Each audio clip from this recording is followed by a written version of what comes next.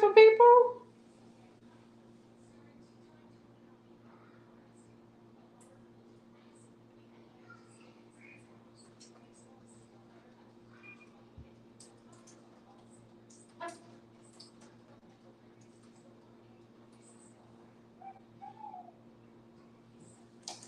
Hello, beautiful people. How are y'all? So today, can y'all hear me? Can everybody hear me?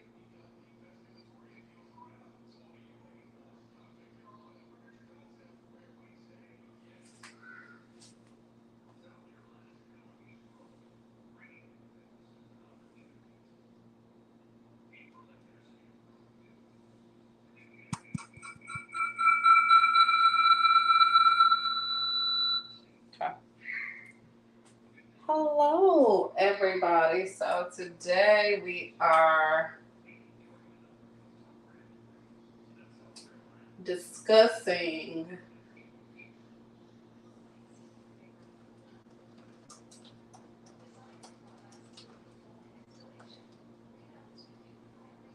the grieving process. Okay. So today we are going to discuss the grieving process because I feel like this is something that people tend to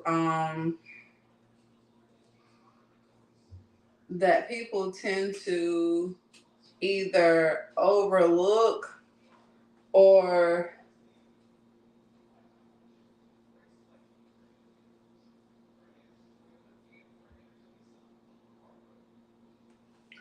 that people tend to overlook or they downplay or they expect people to do it in a way that they want it done. And it's an issue now. And I was talking to one of my soul sisters, and she was, when we were talking about the particular topic, and she was like, that's a really sensitive topic. Like that's something that need to get talked about. And coming from a person who is grieving, um, it's very important that we learn to let people grieve in peace. Okay? It's just something that I noticed that people have an issue with. And it kind of is strange in a way because let me go this way. It's kind of strange in a way because people grieving, you would think people would understand. You would think that people would be compassionate. But the grieving process is one that people tend to take for granted. Okay? I've yet to understand why some people, I've yet to understand why some people don't really know how to let people grieve.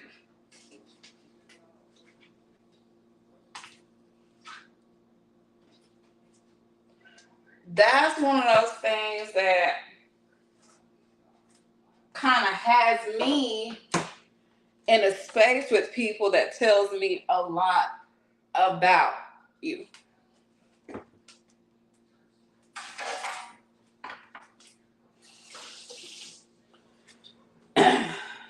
Oftentimes, people assume that someone passes away,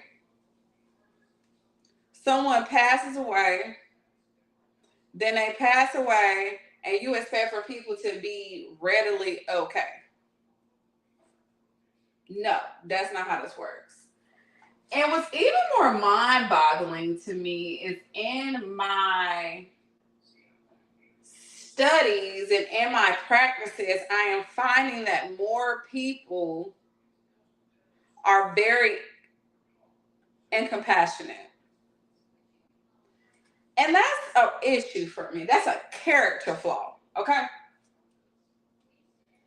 So, and just to show y'all, we are cooking red snapper today. So first we're going to take the red snapper. We're going to take the red snapper and we are going to score it.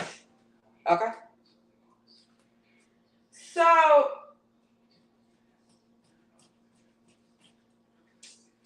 when you really think about the process of grieving, it's absurd of me to worry about how you feel about me during your grieving process. People are very selfish. And people, when someone has lost someone close to them, and you know this person was close to them, and you make this about you, and I've had this conversation with people like 20 times this month. That's why I knew that it was a reason why Santa Muerte had called me to have this conversation. Okay? Because people think because you feel it should be over, that they should be over it. Of course you're not going to feel the same. This is not anybody close to you. You may know them. You may have a relationship with them through somebody, but honestly, you're not having the same experience as I am having. And another thing that I want people who have recently lost somebody to understand is when spirit shows you who someone is during a moment of grieving, take it for what it is and move the fuck on. Okay?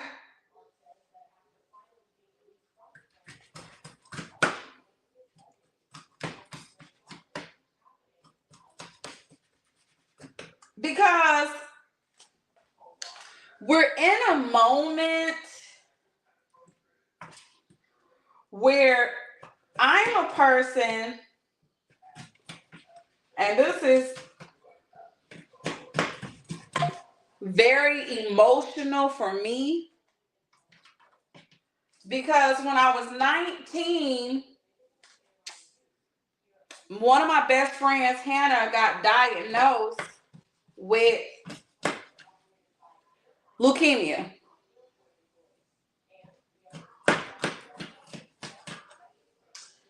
And I remember feeling incomplete. You know what I mean?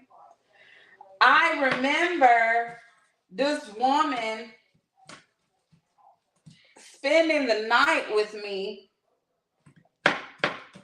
I remember Devin going to pick her up when something was going on, whatever.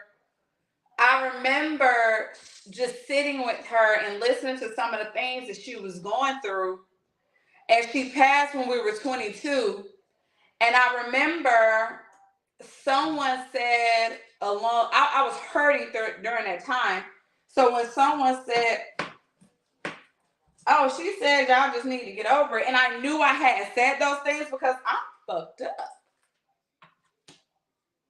But really what it was that I had told the truth about something and someone in her family didn't like it. Right? But set aside from all of that,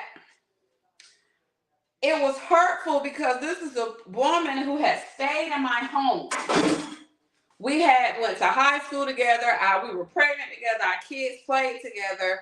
When I needed something, she was there. When she needed something, I was there. I remember getting her on at Spectrum. I remember being there for her a lot. And it was almost like when her moment came, I will never forget that my mom didn't show up because it was like, oh, how did it go? I needed you there for me, right?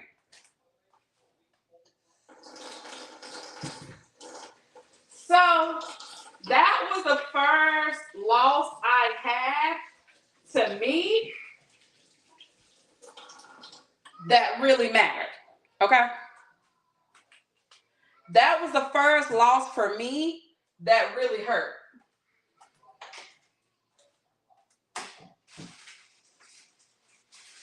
And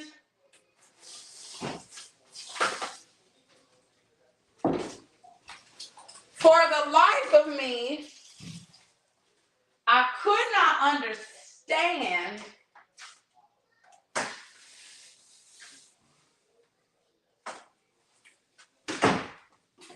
why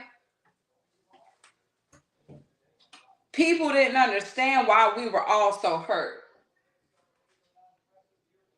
That never registered with me. That never sat well with me. You know what I mean?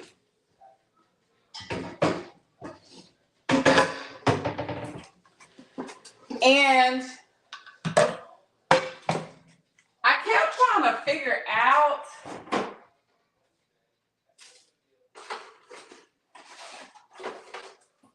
why are people so cruel? Why don't people understand that on random days I wonder about her? I'm not in the mood to talk. I'm not in the mood to laugh. I'm not in the mood to eat. I'm not in the mood to breathe. I'm not in the mood to be nice. I'm not in the mood to ask you how you doing. I just lost a best friend.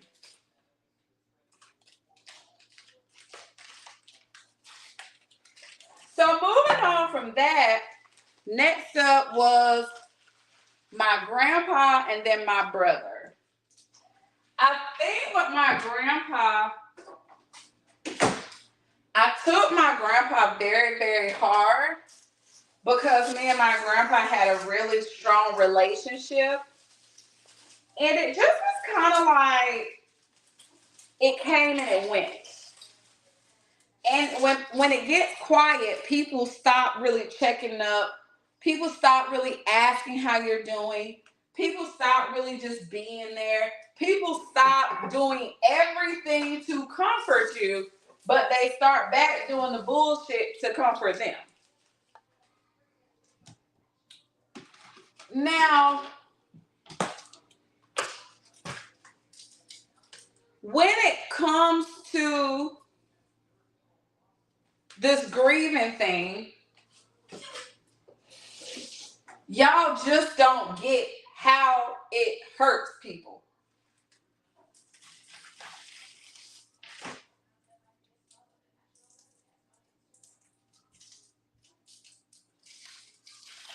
And after that,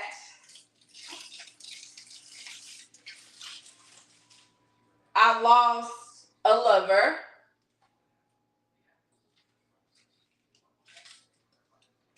And I don't really speak on that. Like, my friends are always like, you never say anything. Why don't you ever say anything? But I know it bothers you. What's going on in your mind?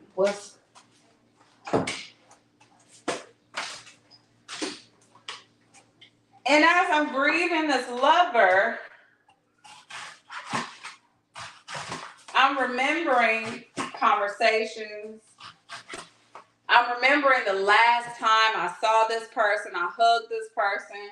I remember cleaning up the bathroom and he came into the bathroom and I never forget it, like the back of my hand. He had on all red.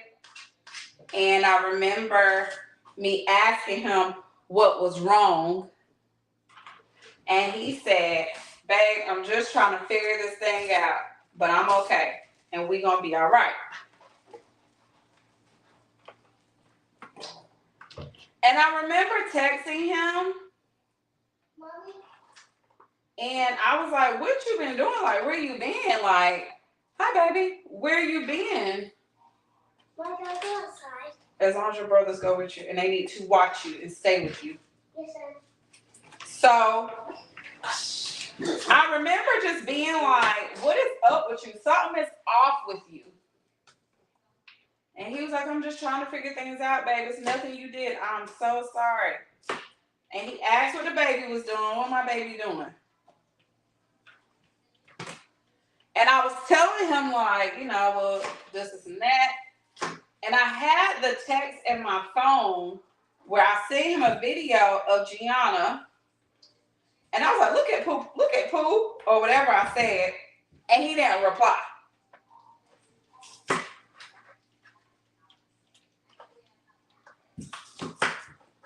And he didn't reply. And I knew that was weird because, like, the time had went by.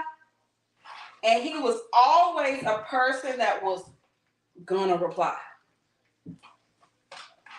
He was always a person that was, if he didn't call before work,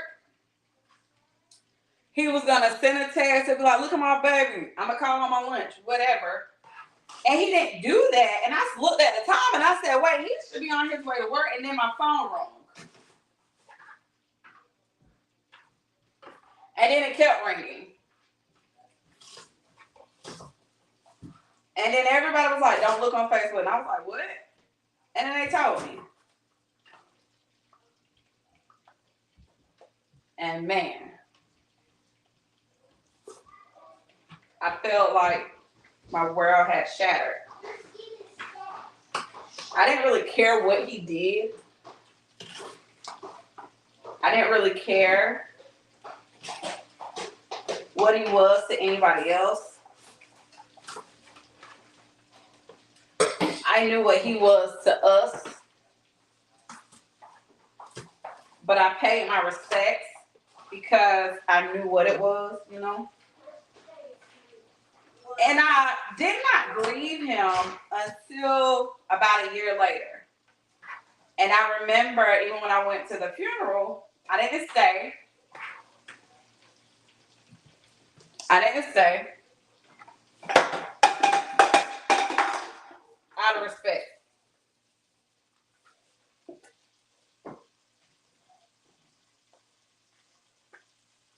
And I was happy with that. But I saw him, I came early.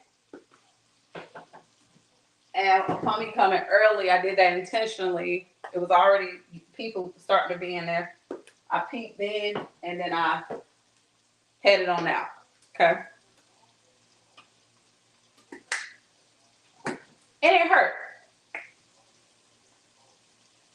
It hurt really bad.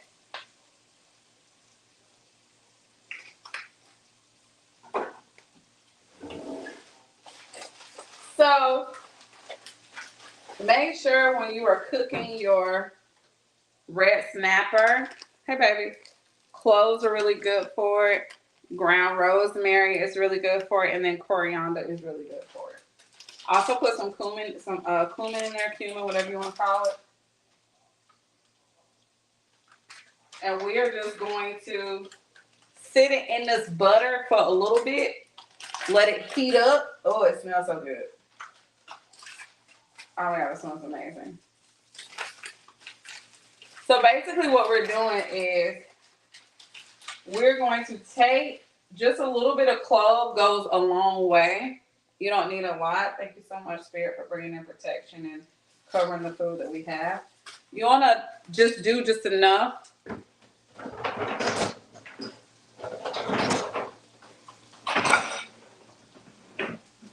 Oh, that's a with that. And really, this is the butter part. Oh, y'all, it smells so amazing.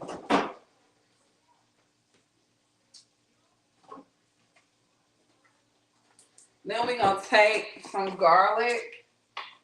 Just because the garlic juice got a lot of flavor in it, and you're just going to dop it in there.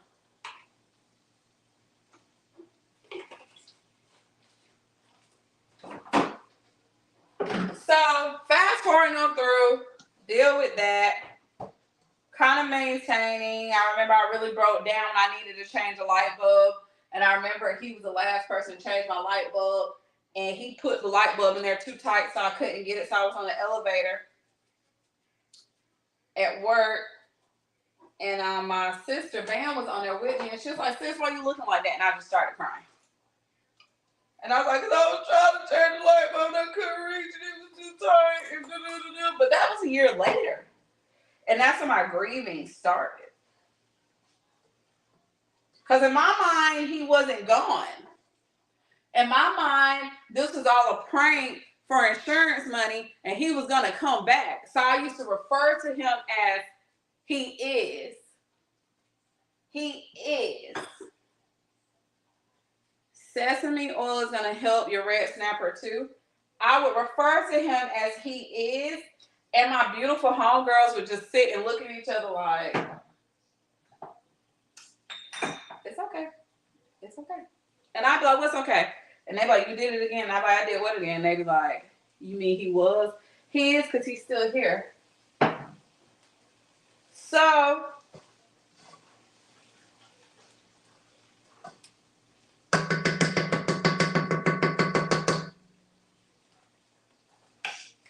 I struggled, you know? I struggled bad.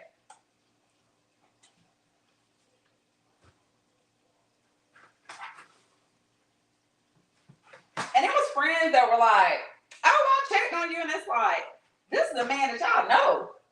You know what I mean? That y'all be like, that's my brother. And I'm sitting over here by myself.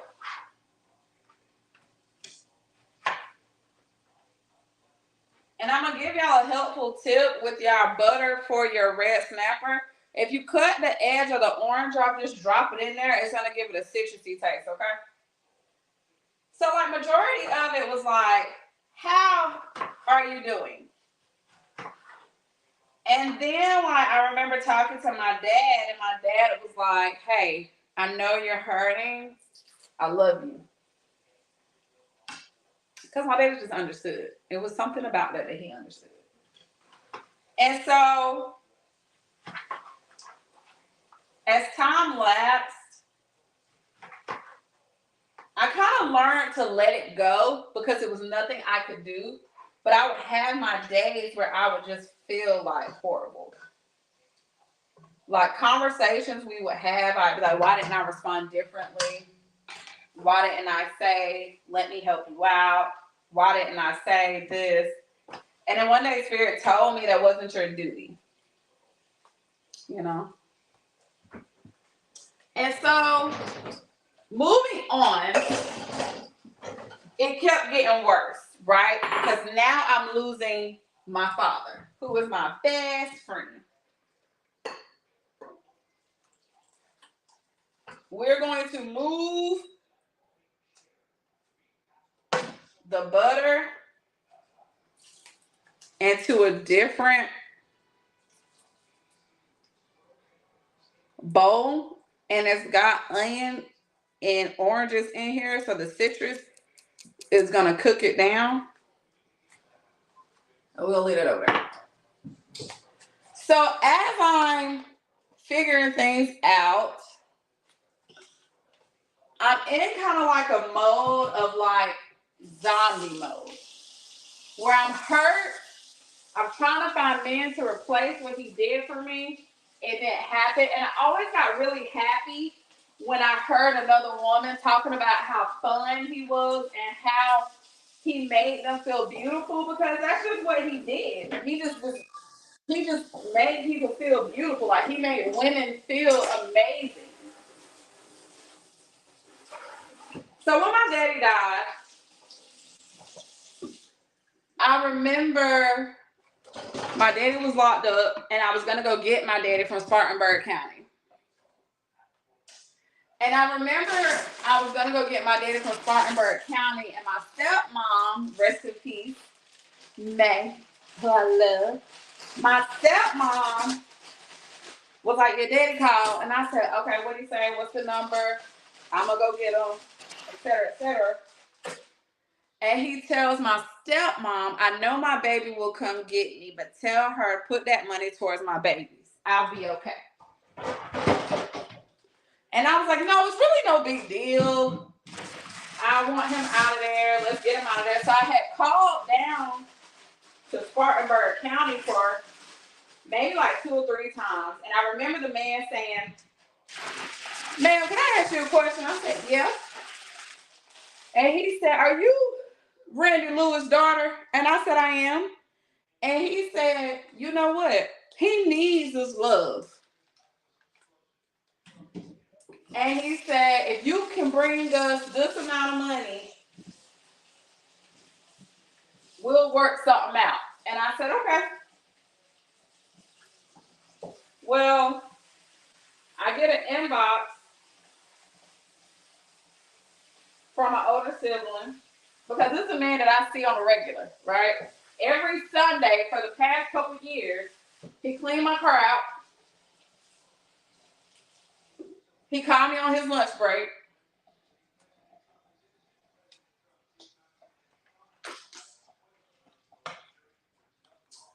And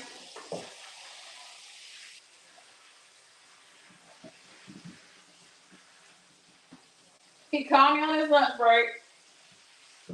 And then he'll call me and I say, "Daddy, you supposed to be on the phone." And my daddy say, "Girl, they can't set no rules when it comes to my baby."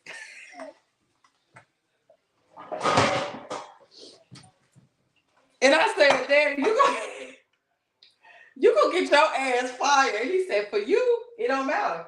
And he would just call me on his 15-minute break, or he would go into the bathroom and call me, and we would talk on the phone, and he would make me like, he's like, "These niggas up here, these motherfuckers." So, if you know my daddy, you know all that shit is so funny. So, as that's happening, I had already lost my brother, right?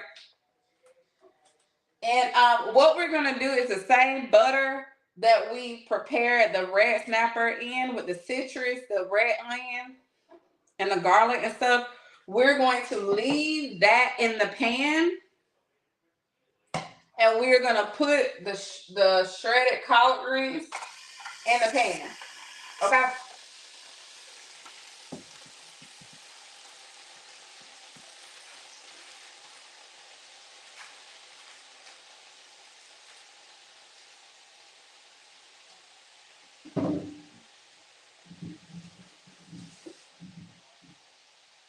Now, with no seasoning, let the collard greens steam, okay?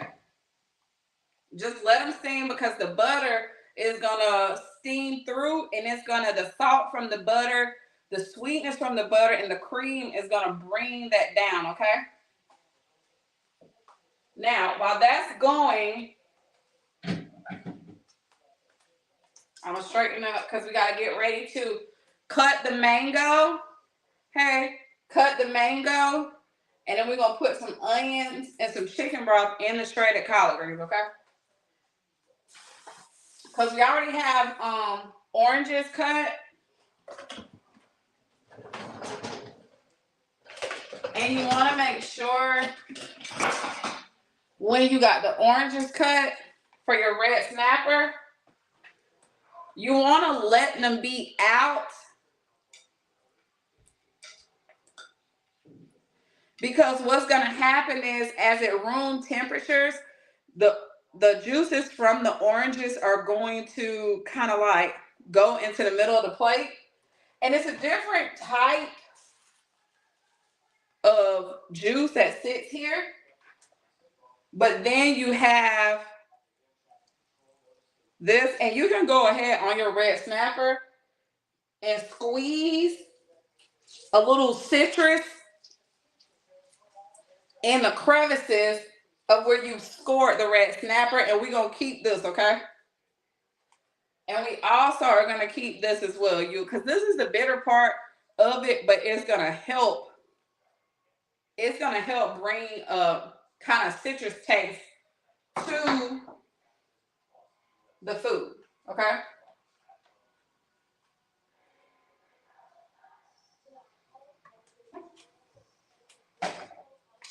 Now, anyways, as my dad passes away, I still don't have his ashes, They won't give them to me.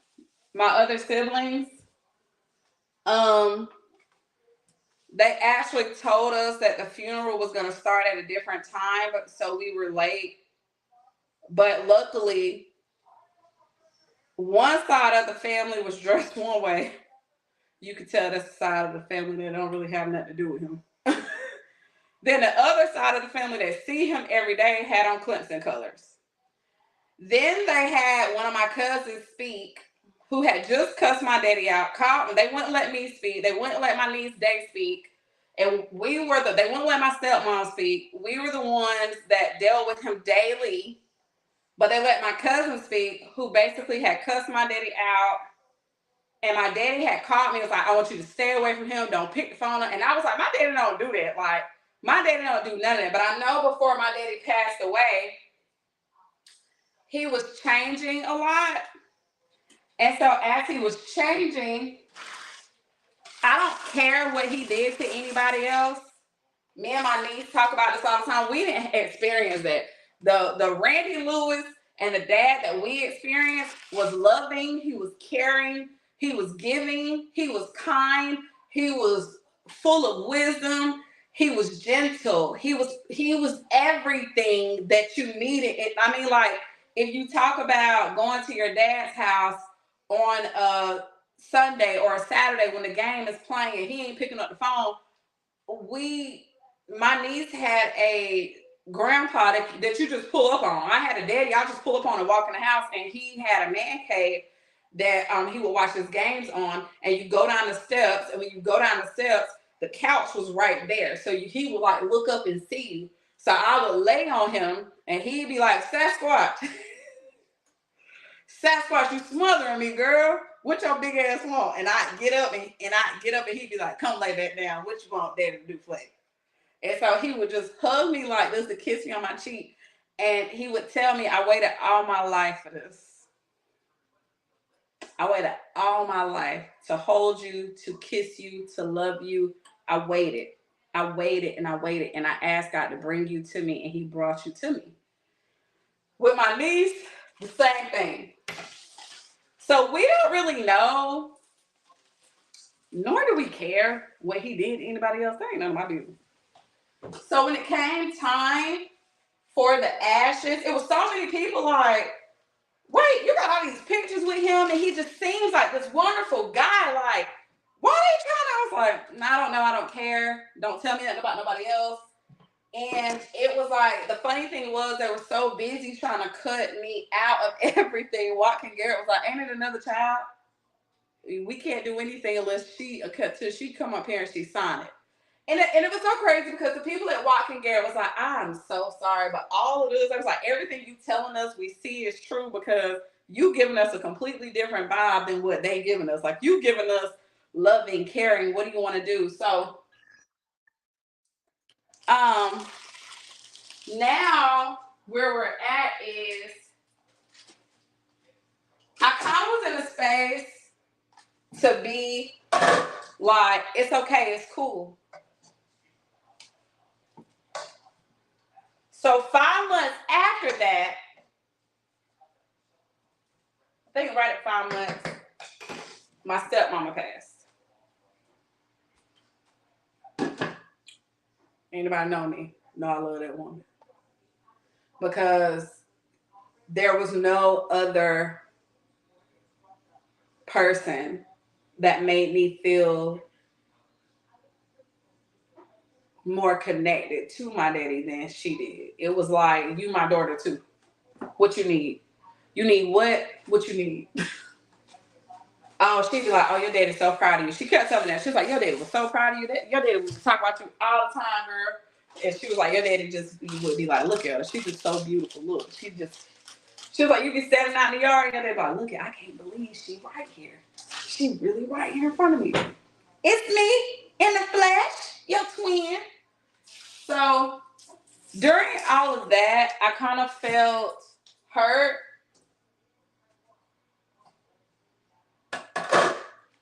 And the things that people would expect of me during that time was absurd.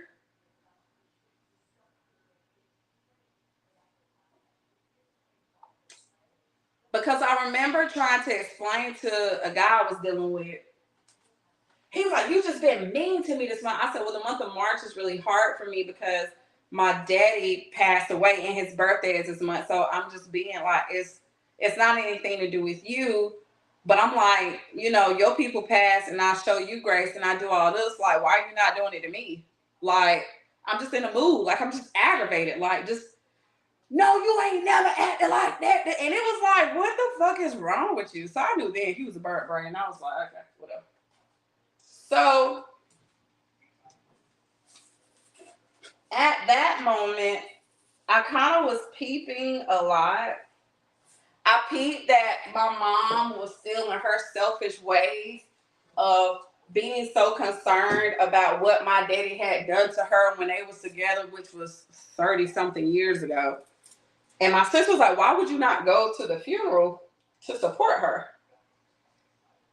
And she was like, "Well, he just did this to me." And she was like, "It's not about you though." Well, I can't stand to see him. She was like, "That's your daughter though." Because, mama, that man had been kicking your ass. And you kept going back. And he was married. Boop. Take some accountability. So, and what was interesting is when my mama had cancer, my daddy had been asking about my mom. Like, he was worried about her. He was like, "I don't like her, but is she okay?" And I'd be like, she doing this. But he would always like, "How's your mom? Make sure you're there. I know she aggravates you, but be there for her." And it was so funny hearing my family talk so much shit about this man. And none of them even was like, "Let me just go to the funeral to show her support." Because I know how much she loved that man. And even to the point where my family had an image of him and some of the stuff that they thought they knew about that man was an utter lie. And when I get to pulling out receipts, everybody like, I'm like, "No, you don't know my mama like you know." Because my family been knew me. They knew me when I was like this high. She wasn't telling y'all stuff. And they like, oh. So upon all of that going on, I was a little sad, okay? And I found myself still trying to show up for people.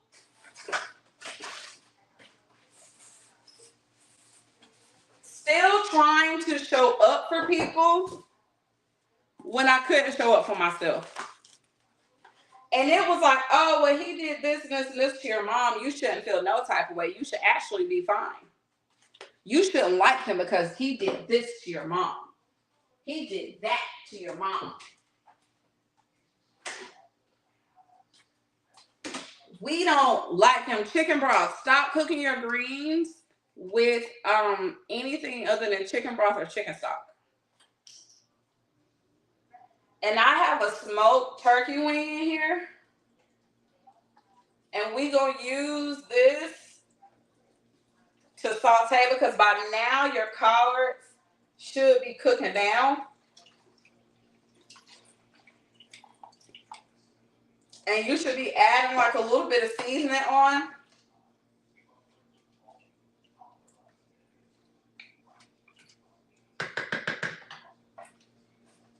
And I'm going to use another one of these because I like for my chicken stock or broth to be above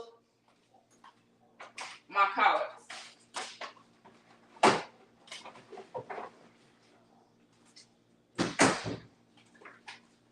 So at this point, now I'm upset because I done took some hits back to back. Okay?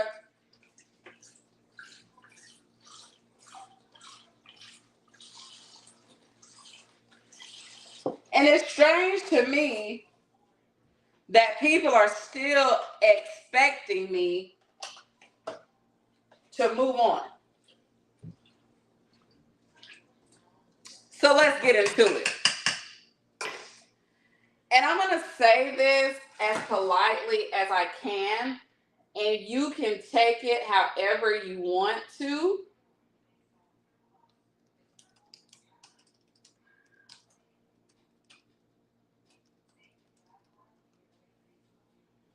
When someone loses someone to them that's close to them, you don't get to choose how long grieving lasts. Okay? You don't get to make the call that somebody should be okay. You don't get to be in a space of, oh, well, you should be over it by now. You went out. You was in the club. Of course I was in the club. Shit. Of course I was in the club. You was out. You be smiling. You be on social media. What the fuck are you even talking about? What are you even talking about? Everybody grieves differently. It's different for everybody. Everybody feels differently. Stop thinking that when somebody passes, you understand the place that they held in that person's life. You don't know that. You don't get to choose why someone is so hurt because someone passes away. You don't get to choose when they should be ready to move on. You don't get to choose when someone should be nice. You don't make that choice.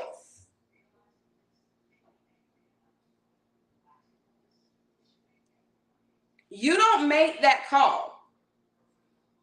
You don't get to say this person who lost their parents or this person who lost their siblings. If siblings are your best friend, that's your first friend. That is your best friend usually. That is the first person that you told your secrets to. That is the first person that you hid with. That is the first person when you was getting molested, they the ones who looked out for you. That is the first person that shared the same pain with you. That is the first person that understood you. That is the first person, whether it's a brother or a sister, that you fell in love with on a level nobody can understand. When it comes to romantic partners, you don't get to choose how this person romanticizes somebody else. You don't make that call. It is not about you. You don't know. You don't know. And the fact that some of y'all been with some of these people so long, and you've been friends with some of these people so long, and you have been following some of these people so long, that you sit your ass up there and you think that you get to tell them how to act. The fuck are you even talking about? It is different for everybody. I am a person that understands death. So when someone dies for me, I grieve. Anybody who knows me will tell you she grieves silently. I don't have to post a bunch of pictures. I don't have to post a whole TikTok. I don't have to do those things. I don't have to do that. But that doesn't mean that my heart don't hurt just as much as yours. And just because someone grieves silently does not take away from someone who is grieving publicly. That is your way to grieve. That's all you're doing. You are acting out of character because somebody that you love is no longer in the physical realm and you don't understand it. 79%, I'm going to say 89% of people don't really understand death, so their behaviors following death are natural. They're natural. You don't get to tell somebody who creates the altar, that's demonic. That's demonic. No, that's helping me. You don't get to tell somebody, oh, you drinking too much. Why you smoking so much? Why you out here doing this? I'm fucked up. I don't know how to do life. I don't know how to do life. I don't know. I don't know what makes sense anymore. Because my life as I knew it doesn't make sense anymore. You don't get to do that.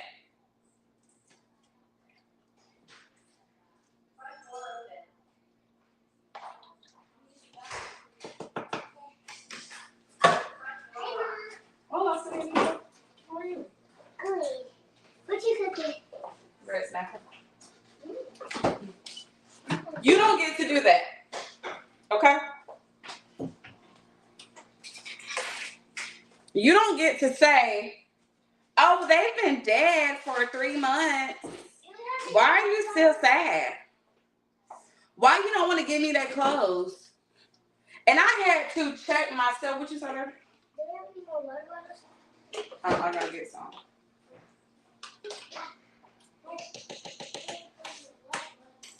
You don't get to say, oh, they've been dead for 3 years. Why are you still sad? That's a cop-out. That's an excuse. No.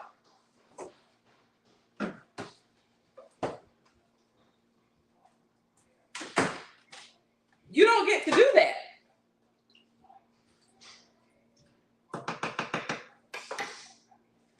You don't get to tell me how I should feel about some shit. And then for me, some people be so absurd that they really don't understand that in a time of grieving, people become vulnerable.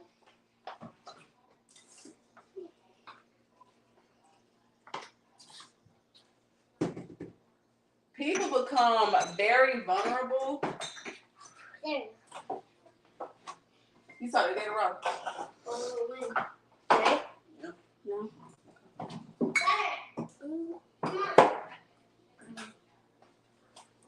And your collard greens. This is gonna be your best friend. Not a lot, but I usually go a capful. Oops, oops, oops. Depending on how many collards, I go a capful. Okay. And then I also use pimentos because in my household, we like a little spice in everything.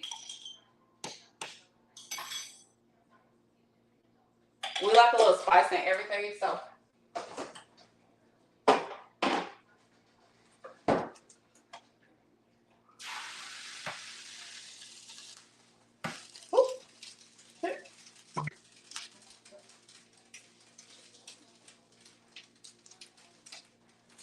That popped the phone there, but.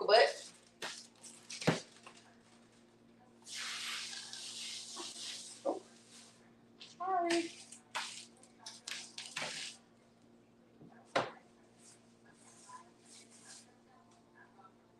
So yeah, you don't get to tell me how I grieve.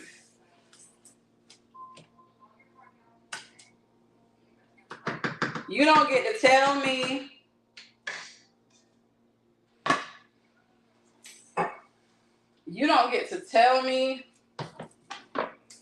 who I should talk to. You don't get to tell me who I should tolerate. You don't get to tell me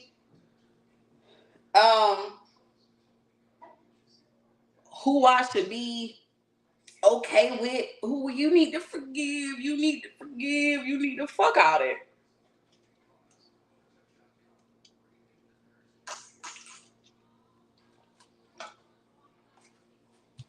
There's no time limit on grieving. This is also gonna be your best friend too. Like I said, we like a little spice in our household.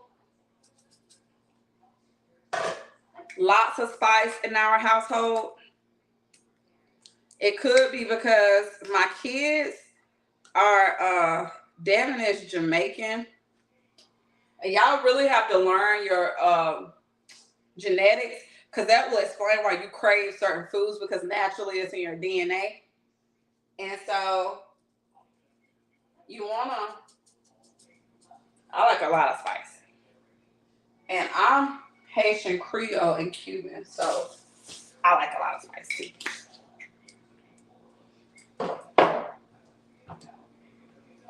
And so on your collard, you're going to turn the heat up. And then we're going to go ahead and cut the onions and the potatoes that are going to go inside. I'm going to wash my hands because I just scratched my hand. I need to wash these dishes over here. So when people are grieving, you may notice they become standoffish.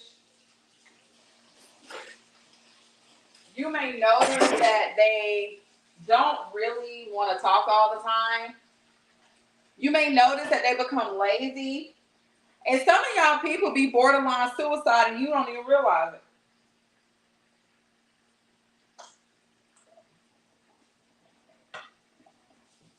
And that's one of the things about the black and brown community that kind of trips me out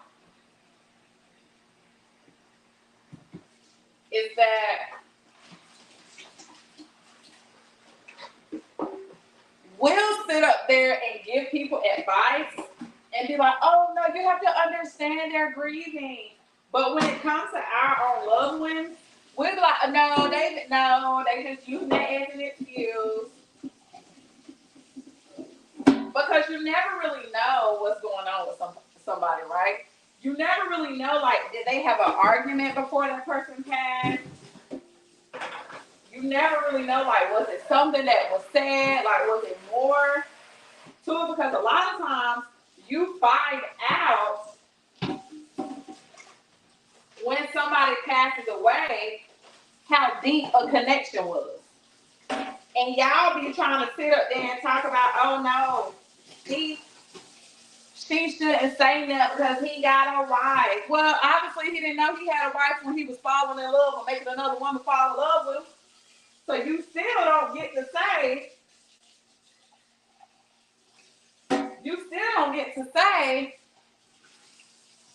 oh, well, let me back off. You don't get to make that call.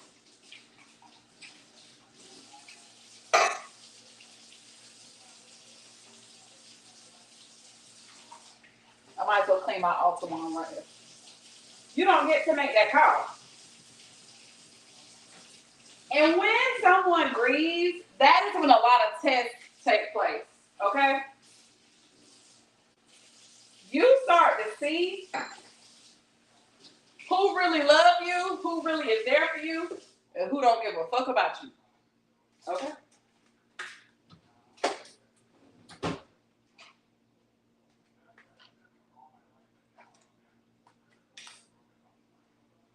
I need cigarettes.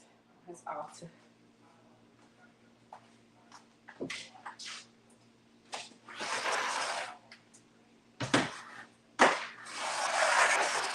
You don't get to, like, you be thinking you know somebody, and truth is, you really don't be knowing some of these people until they pass away. Until that person passes away, you don't really know the depth that they held or that they had with somebody. You can only assume. You can only assume that you know something. Because that's when a lot of secrets come out. Oops. Look at my boy, y'all. Get it, man. Look at my son, twin. And look at my twin.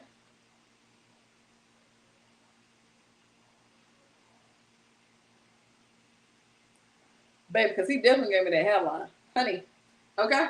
Sit tight, Papa.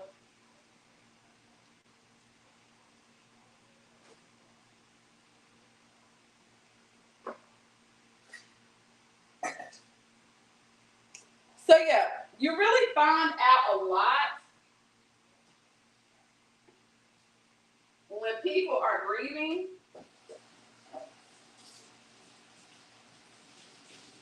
And you really see who's who, because a lot of times people be guilt tripping when they grieve.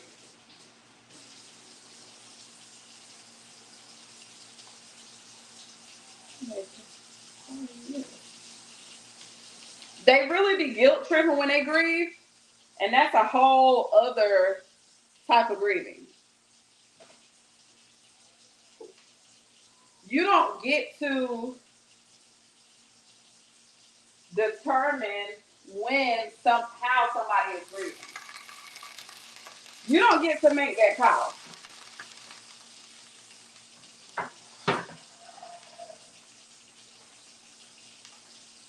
good boil.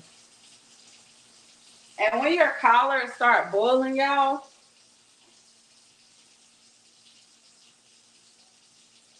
let it kind of roll and boil.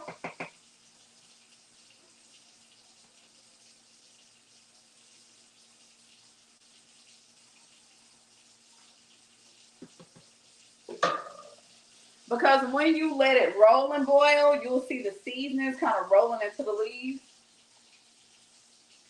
These are my daily cigarettes, y'all.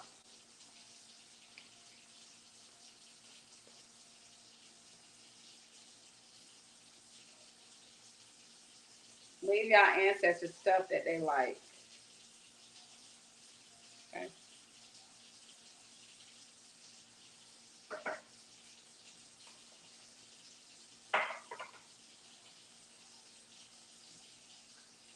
And you know, when it comes to like the seeds ones, little shot ones, the dad really loved rum.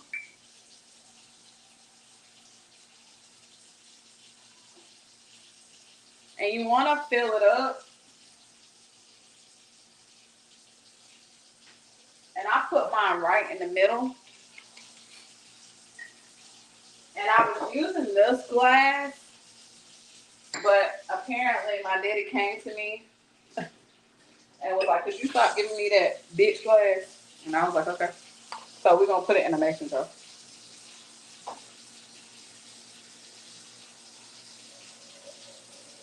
So what we're doing with the red snapper is we're waiting because you want to get your greens cooked halfway.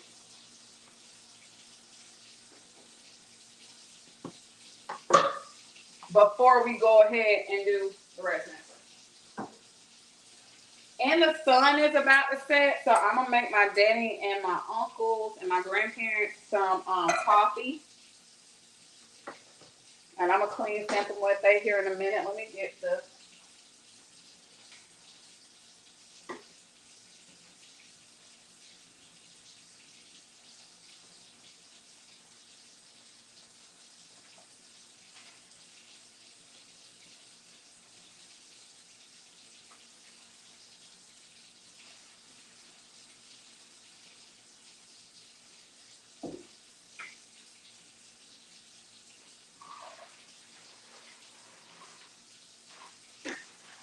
Okay, so in your collards goes potatoes and an onion, okay?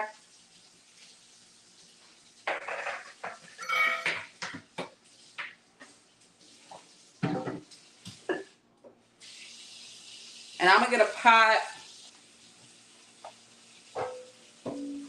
and put the water on the coffee. Because when the sun sets, that's when your ancestors will raise up. And you want to make sure that you got your altar clean. And you want to make sure that their coffee is filled up to the brim or tea. You don't need to really put anything in it. Because I'm going to make me some coffee too to have with them. And then they'll get a plate tonight too. So. Oops. Wrong eye. Shut up. So they'll get a plate tonight too. So when people feel guilty about someone passing away,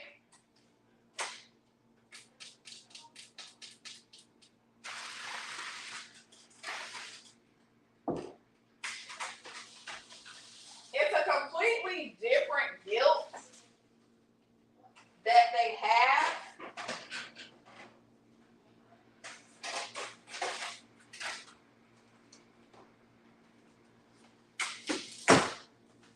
Completely different.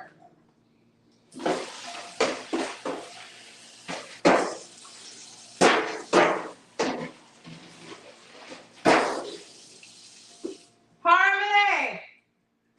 I'm going to use this. I keep one of these if I've already used it. And we're going to go ahead and start seasoning and putting inside the red snapper the mangoes and stuff like that. And I'm going to let y'all see exactly how we're doing that.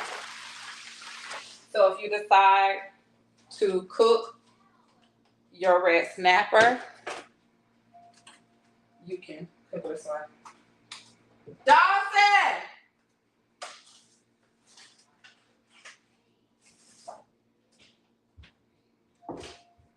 Never mind.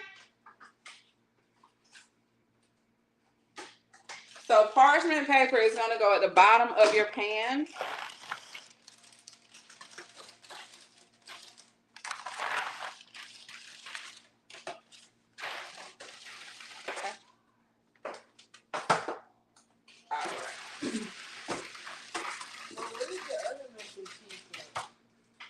The elbows right here.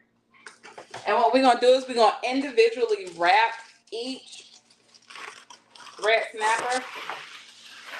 What you say, baby? I got it. And really, with the red snapper, it's a whole fish.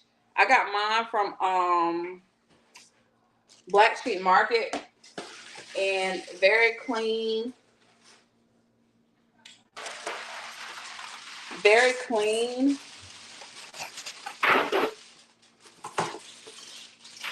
Who got the phone in your hand? Mm-hmm. Put the camera on. All right, and I'm gonna see if.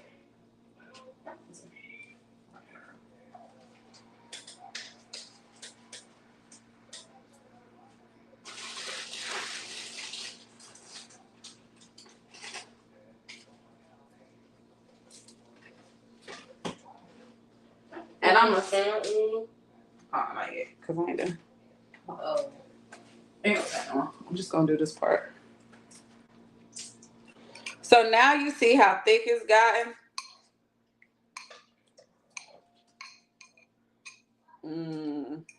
And what we're going to do is,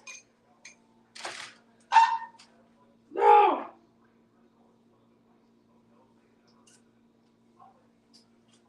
We're going to take an orange.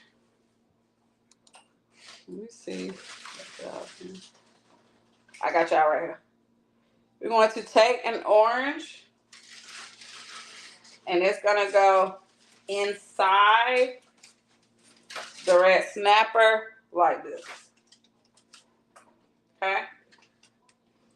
And then you are going to take this, and where you scored it at, you're going to kind of try to get it down in there.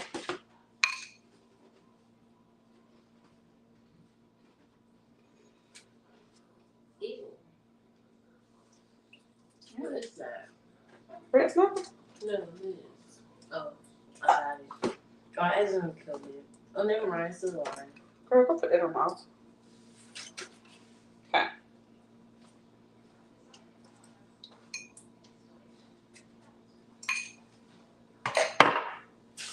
Okay. And now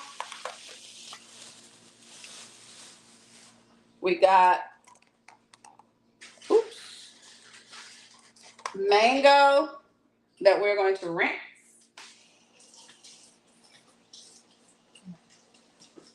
And the thing is about your fruit.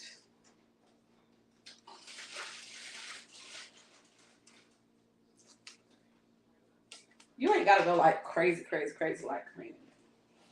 At least it ain't how over here, okay?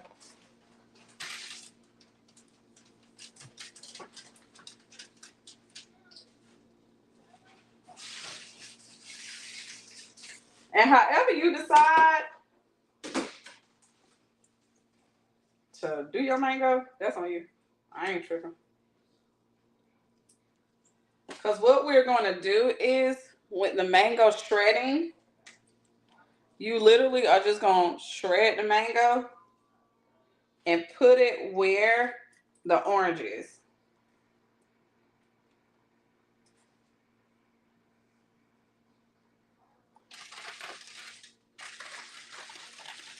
And then we're going to wrap it.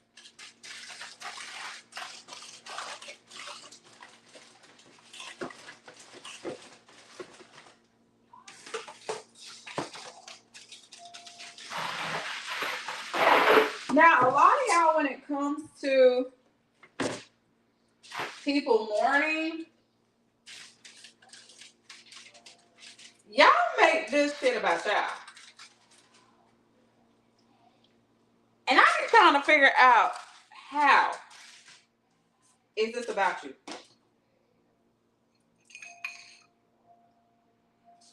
And I know, like, ladies, when someone is mourning and you tearing that man's nerves up,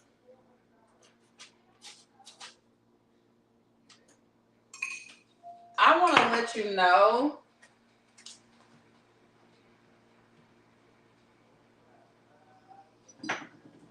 there's another woman who ain't tearing his nerves up. Okay? And when somebody mourning, that will change the entire trajectory of a relationship. Because what you don't want to do is have somebody sitting there like, well, she was there when I needed her. Wasn't nobody else there for me. Now you're battling with what he thinks when he was being vulnerable and what is real.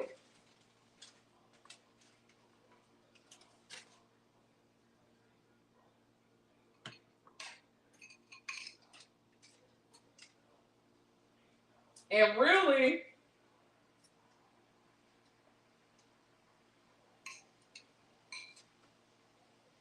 you wasn't even there for him. You might have been at the funeral, but those late nights when he crying and shit, she there. You ain't there, so you showing him why she's more important.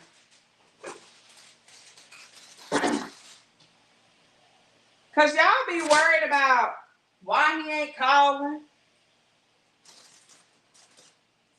why he ain't calling, why he ain't running to your rescue. Hell, that man had a gun pointed to his head earlier today. He can't even be there for his kids when he grieving sometimes.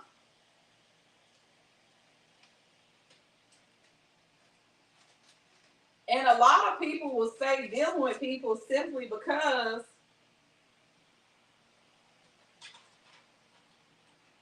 Harmony. Simply because somebody had their back. But y'all love reminding a person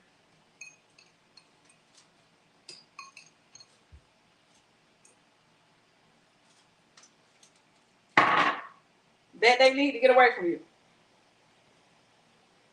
Then you wonder why this person won't go away no matter what I do, because at his darkest moment, here, come on, come here.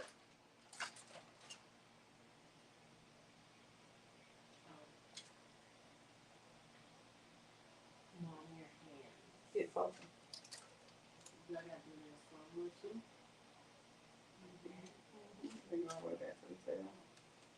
Awesome. Thanks.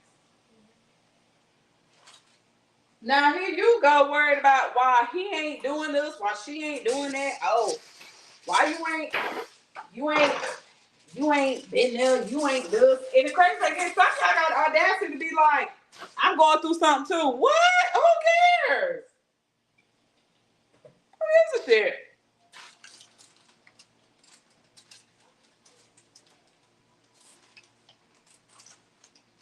And y'all be dead serious.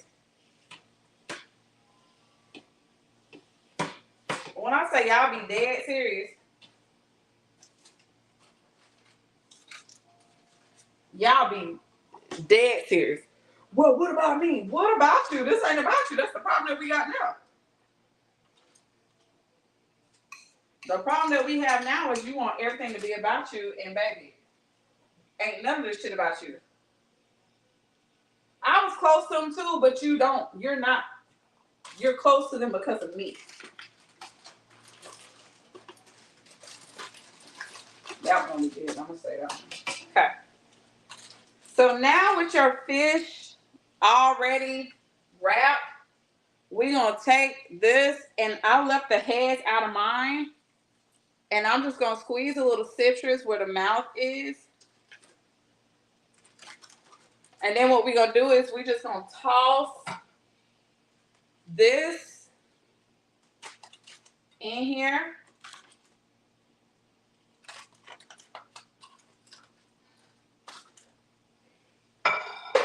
Okay. It's a little bit left in here. We don't waste anything when we are cooking red snapper. Find somewhere for it to go. And then you still have your mango. Me personally, people may not agree with me. I'm going to take the whole thing off. And I'm going to take the mango and I'm just going to plant it in a space. And I'm going to put the skins in too.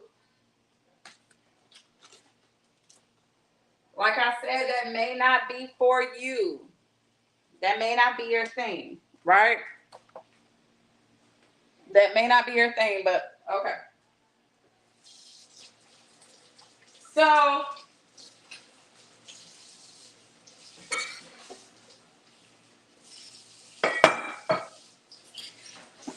instead of y'all taking the time that someone is doing when they're grieving and being like, and I know this gonna sound fucked up, but instead of y'all being like, oh, this is my chance to redeem myself, because some of y'all be in fucked up positions with these motherfucking people.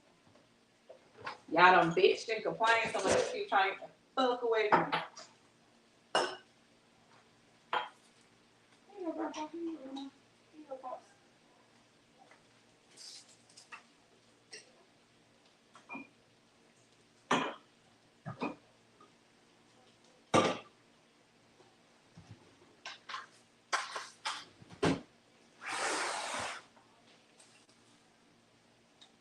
Perfect.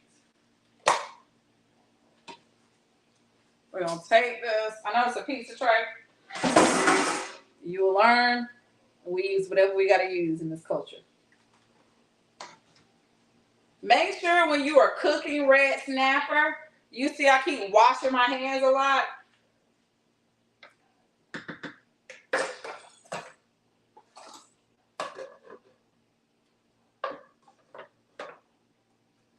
Because what you're gonna have is this, okay? And I'm gonna give y'all a little peek.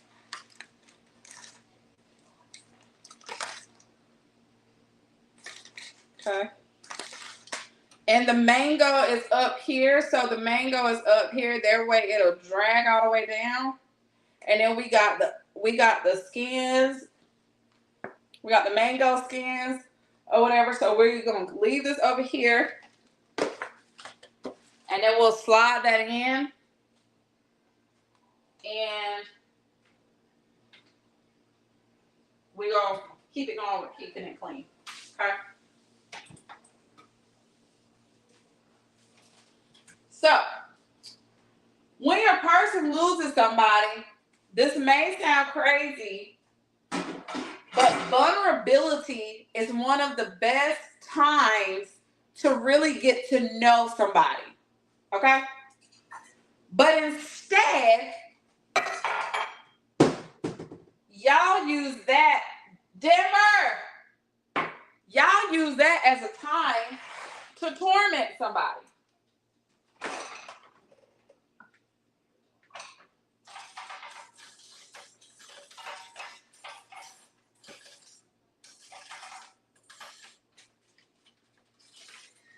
Y'all use that as a time to torment someone. You blowing them up, and then the thing is, a lot of people, according to spirit, are on spiritual suicide watch.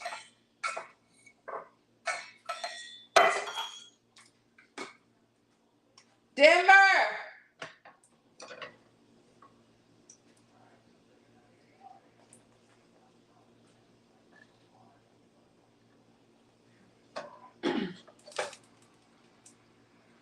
And what is spiritual suicide watch?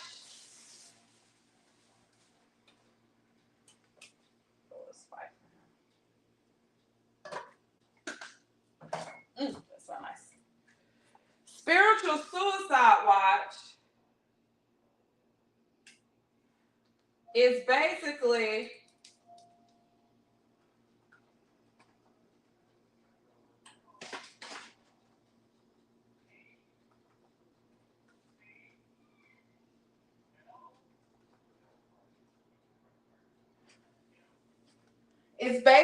when the spirit council already knows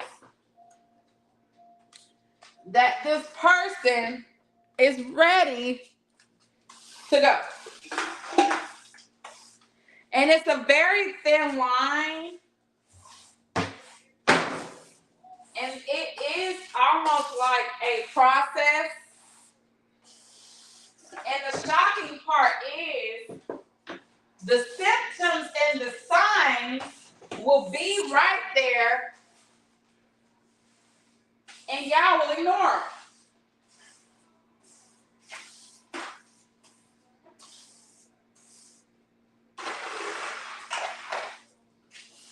Someone will literally be sitting there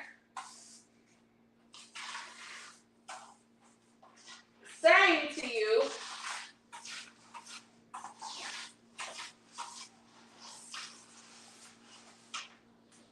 take it easy. Take it easy on them.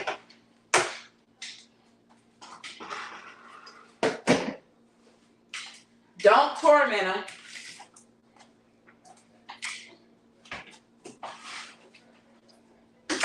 Be nice to them.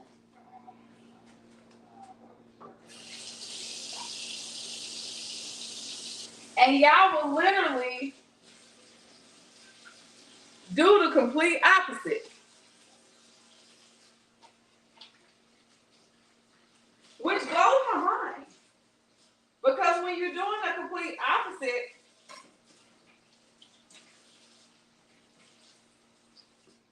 you the one that got the person up. When Spirit was trying to tell you, calm down, you kept riling up. When Spirit made you feel bad, or that person calls your phone and was like, why did you do that? That is Spirit warning you of your behaviors.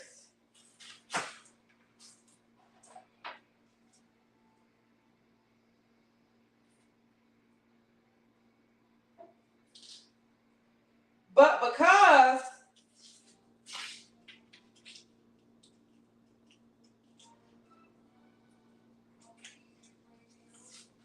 you are in your ego and you're selfish,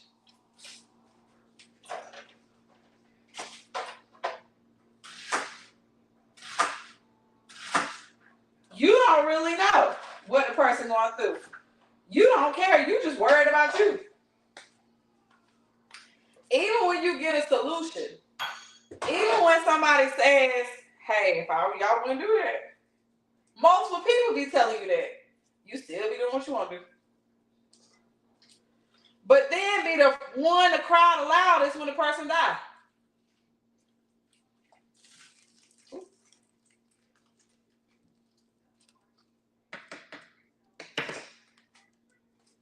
Ryder is not an onion person. So I can't put too much onion in there like I want to.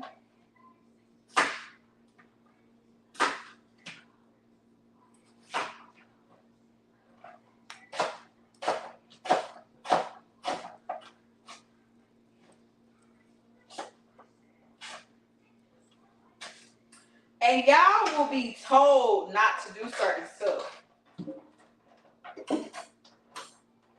Spirit will tell y'all not to do certain stuff. Y'all will do it anyway. Hey, get this person a break. They having a hard time. Well, nobody care about that because God really like, oh yeah, you definitely need to move on because Especially if it's somebody you're trying to get back with.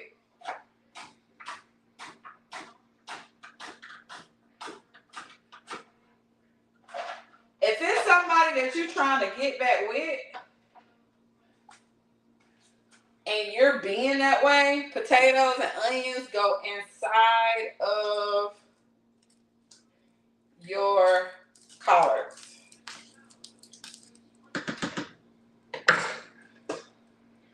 I like a lot of potato on mine.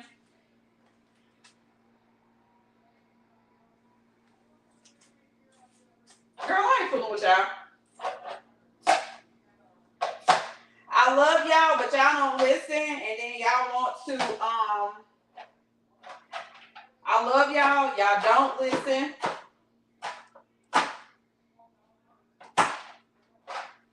Well, some of y'all don't listen. So I ain't been answering a lot of phone calls today. Because I give y'all clear instructions on what Spirit wants y'all to do with certain things. And then when I ask y'all about the certain things, oh, yeah. No, Spirit be like, no, they didn't do nothing you told them to. So what I'm having to do now, which is very unfortunate, and I've been trying to put it off, is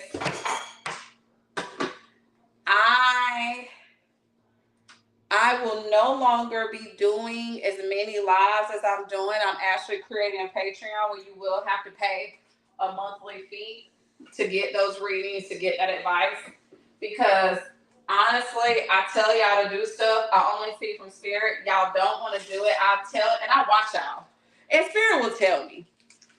I'll tell y'all, hey, you need to do this. You need to prove that you want to be such and such. You need to change this way. Y'all don't do it. Or y'all will do what I tell y'all to do for a little bit, and then y'all will go back. And a lot of people be on my lines, and I love y'all because I offer services for all of us. And this is why I charge for certain things, because y'all will take from me. Nobody, like, it's few people. Like, I have probably out of like 200 people, I probably have a good 20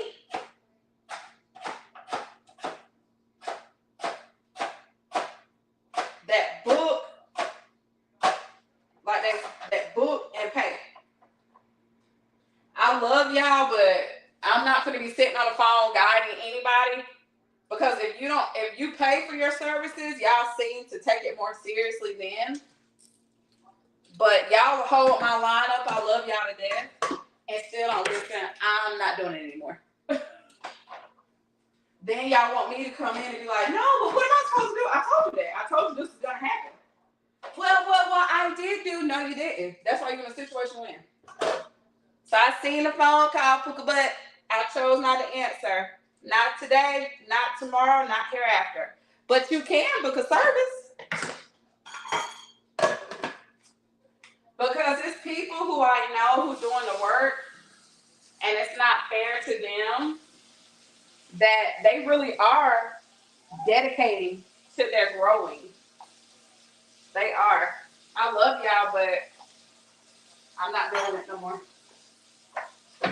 But yeah, so anytime somebody is vulnerable, that's your cue to get to know them on a different level. When someone is vulnerable, that's the way for you to figure out if you and that person are going to make it or be healed or get to a new height. What y'all do is the complete opposite. You'll run somebody out. And then expect for somebody to be wanting to put up with your shit. They got enough shit going on. And then if y'all knew, because I'm grateful that I'm connected to the dead, so I kind of see things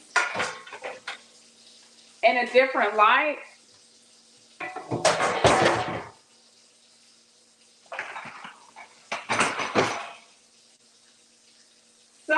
people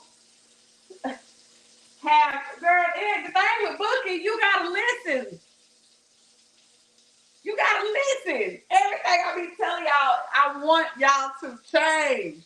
Y'all keep attracting the same behaviors because we don't do what we need to. I love you though. And I love all y'all. Y'all know that. I'll do anything to make it right.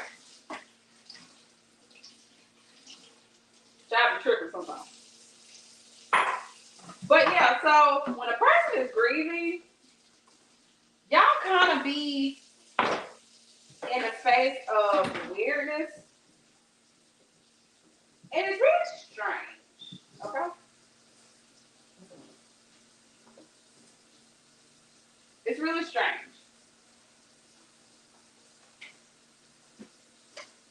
Because that's a moment to catch people in a gentle space. So long it ain't never a money issue with you, baby. You're not a broke woman. You got money. You just are a brat. So when these people are in a space to really heal, this is the perfect time for you to really say to yourself,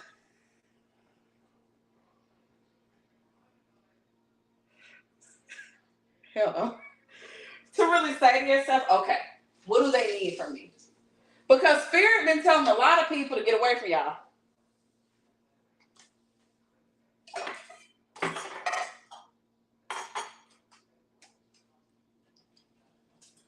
Spirit has been telling a lot of people to get away from y'all. Daddy, do you want sugar or cream? A little sugar. I don't even think I use sugar.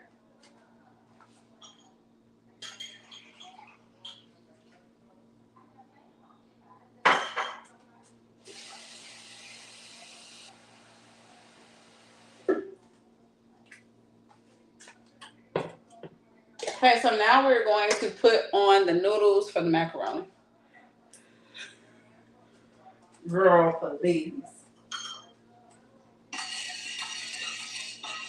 So remember when the sun is setting,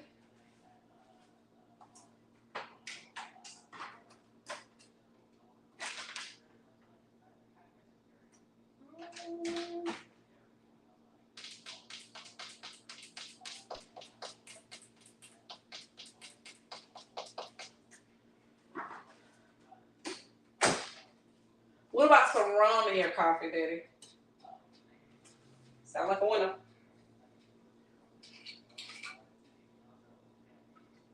Just a little bit, not a lot.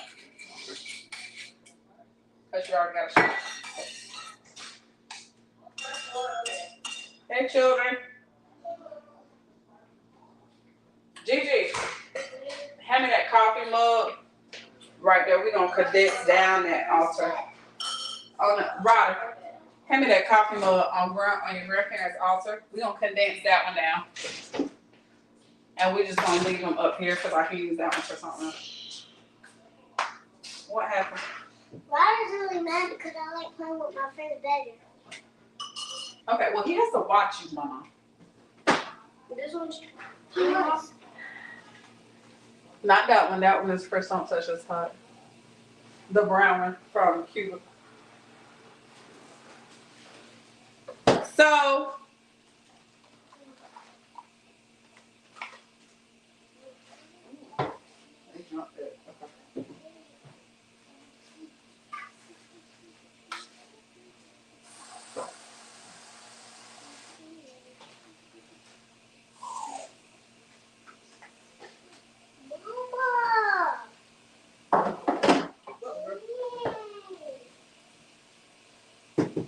break. Oh, Gigi, Ryder, bring me them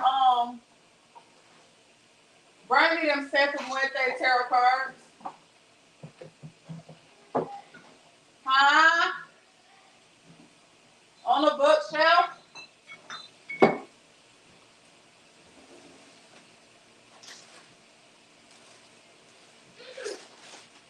So we do have, please leave this closed. Do you hear me? So we do have some deceased family members present.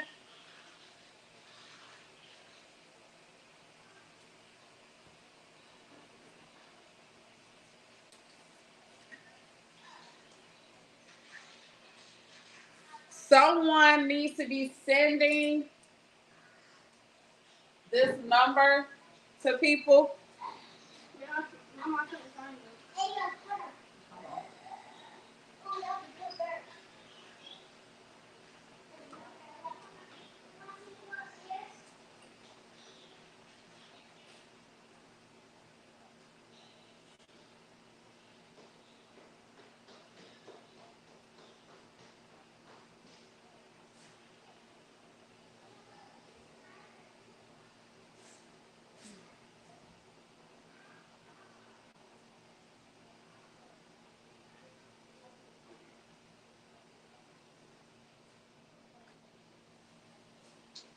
Okay, so some of y'all need to be getting ready to send that number to someone.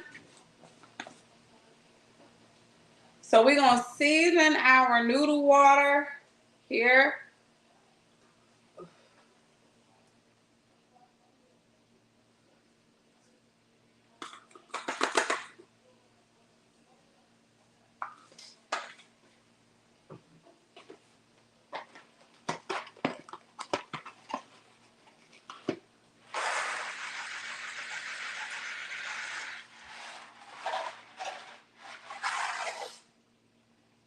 Okay. Let me get these tarot cards.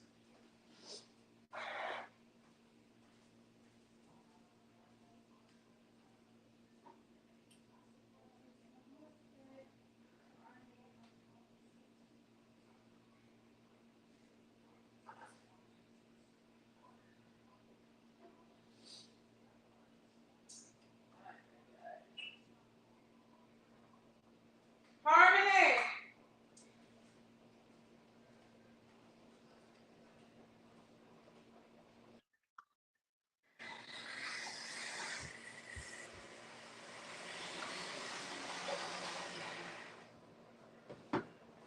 Will somebody look to see? Will somebody look to see if y'all see something with a tarot card? What do they look like? There's a red one with her all over it. Really? The red one. Put it in the refrigerator. I want to see. I want to see that. Okay, so let me show you at this moment. We about to get into the reading. So this is what you should have when it comes to your collard greens.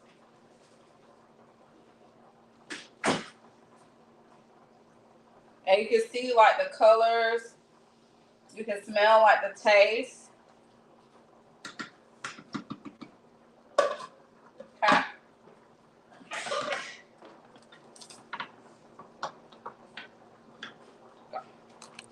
All right.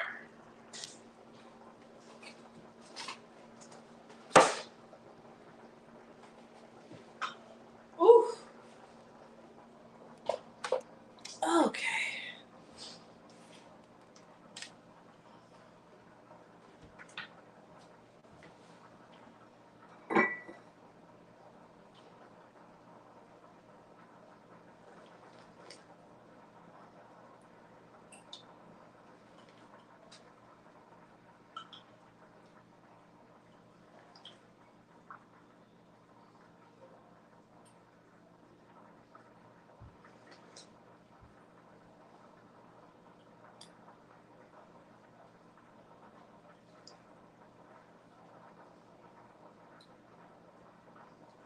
I'm gonna have to make you one, sis. I told y'all I want y'all to come to Greenville. I'm trying to figure out how I can house y'all though.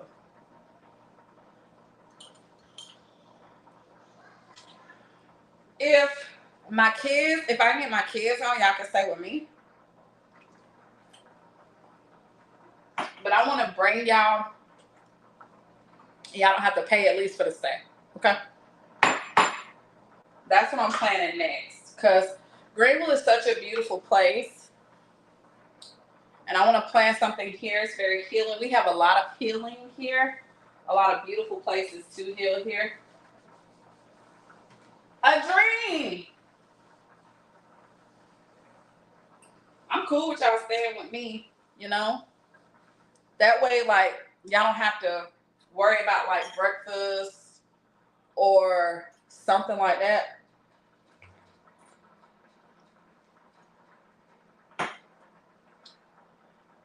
And y'all would have like a place y'all can, like, if you want to take your shoes off, watch TV, you need to wash some clothes, you can wash some clothes, something like that.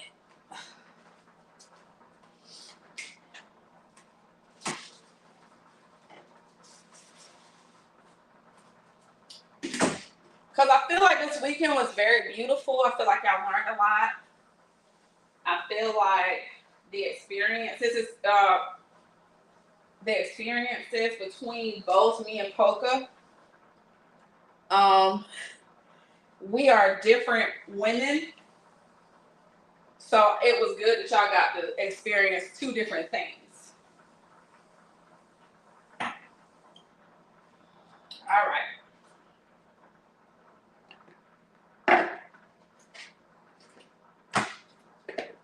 So it's really good that we're gonna get into this reading.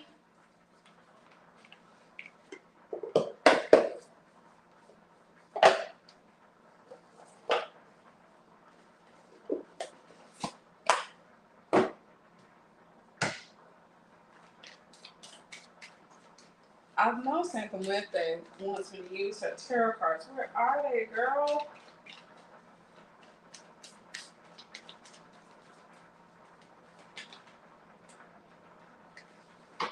Girl, like, you better find them.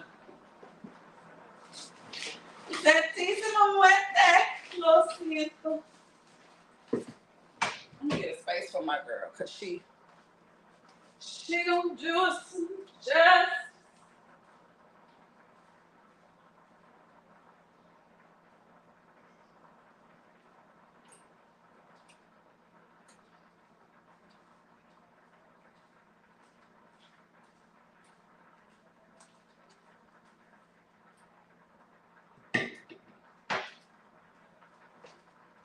All right. Good evening, cousin.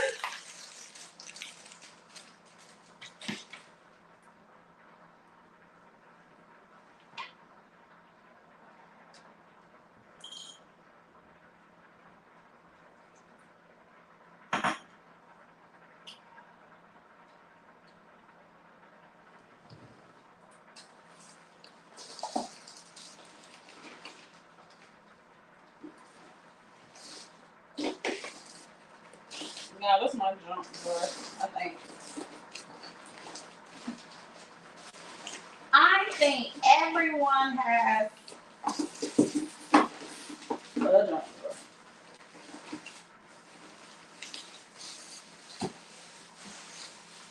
Have a baby, hard to look just ain't gonna work, you got problems trusting. But these nights are the coldest. Will you ever let her go? I don't.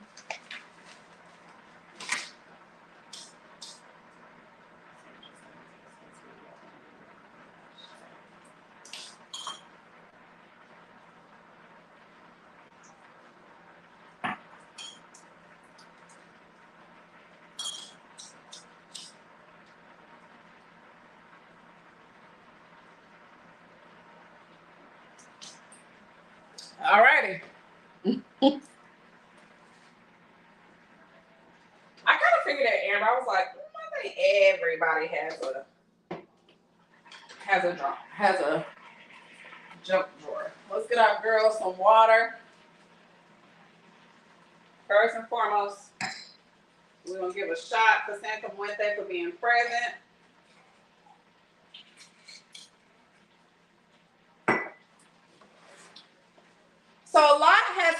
happen with y'all?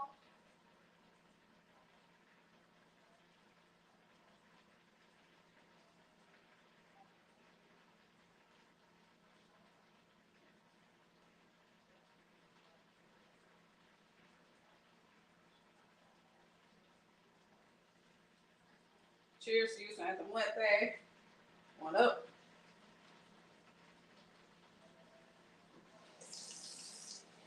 Ooh, girl, spicy.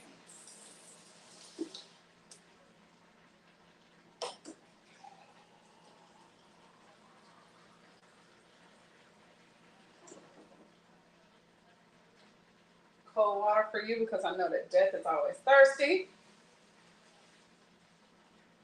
That was a little strong, y'all. All right, so a lot has happened over the weekend. And we are wrapping up Mercury retrograde.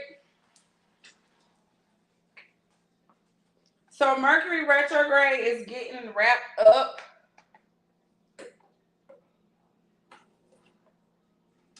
A lot of exposure has happened over this weekend. I'm going to give y'all time to go ahead and invite those in who needs to hear this part, who needs to go over this part.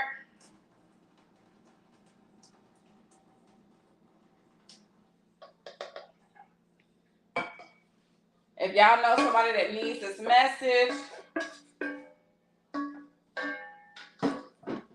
go ahead and send the message.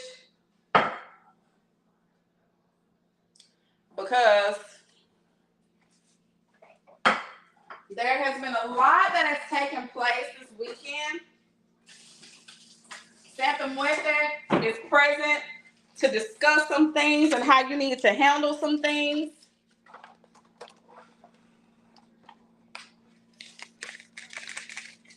I'm going to give y'all time. I see y'all tagging your people. Go ahead and bring them on in. Because everybody ain't grieving. So everybody may not need to hear the beginning part.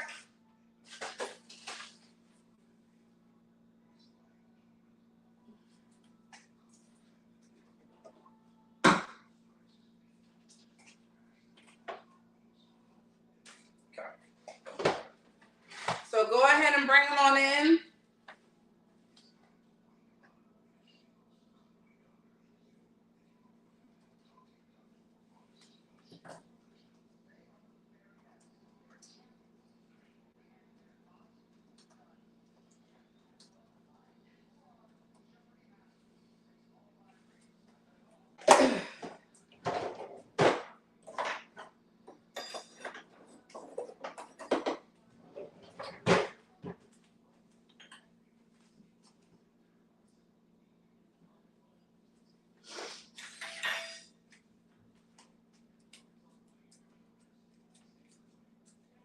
She ain't playing with that cigarette. Ooh. And I've been tripping. Ooh, lo siento, sentísimo muerte. Mm.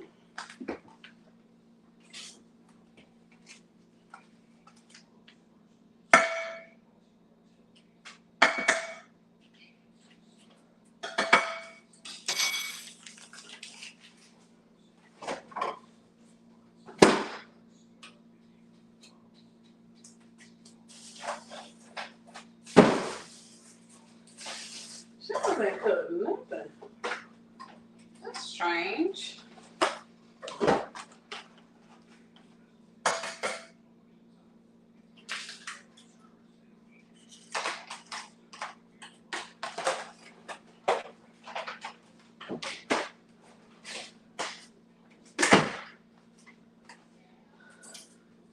All right, y'all rolling in? Because a lot has happened this weekend, and a lot of y'all are looking for clarification. A lot of moments have had you really like, what the fuck?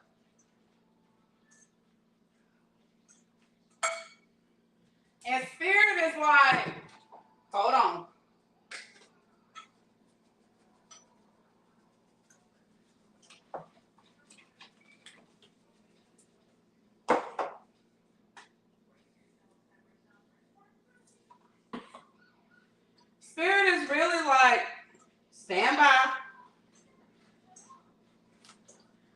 need you to act like you got some sense. Don't be so emotional.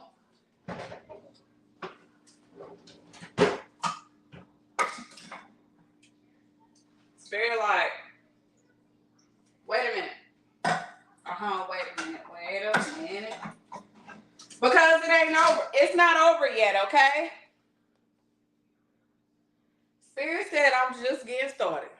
And Santa Muerte is the mother of exposure. She is the mother of truth, the mother of judgment, and the mother of fuck around and find out.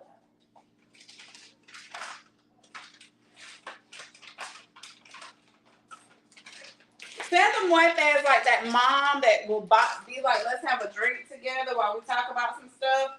But you also better show her respect. Okay?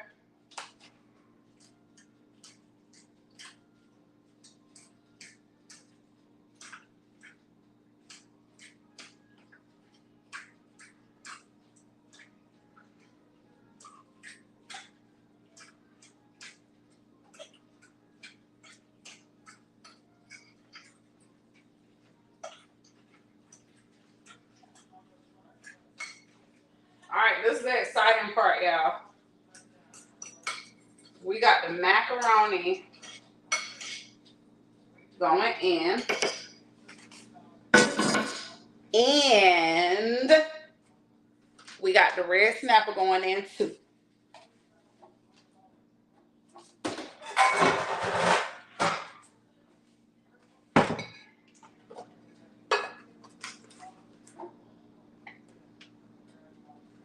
A little smoked paprika on the top.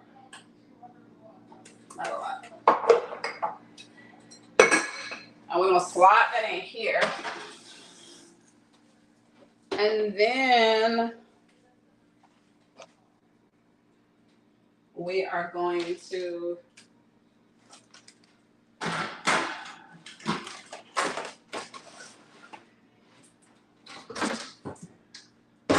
all right, y'all. The red snapper is in. The mac and cheese is in. All right. So let's see what Santissima Muerte.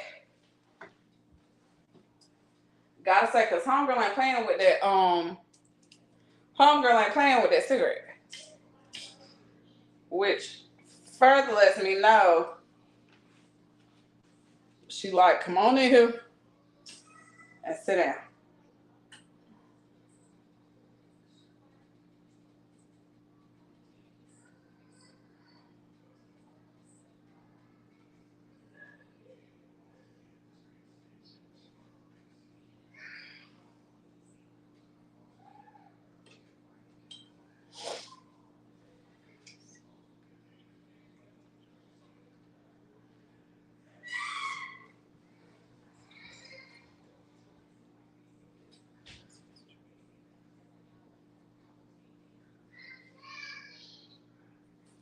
Okay.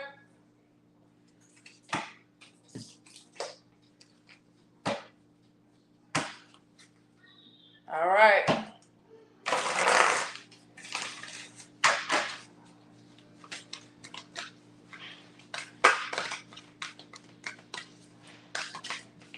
Oh, it's hot.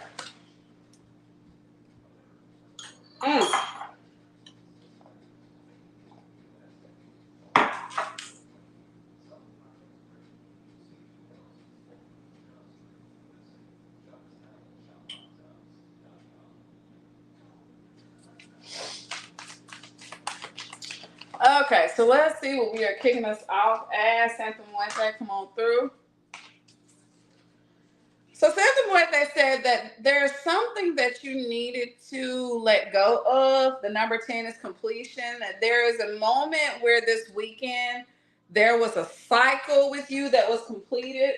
There was something that was exposed, something that was brought out to you. And Santa Muerte said you needed to see that for what it was. You needed to understand it very clearly because this was here to show you who you are, what you are, and how powerful you are.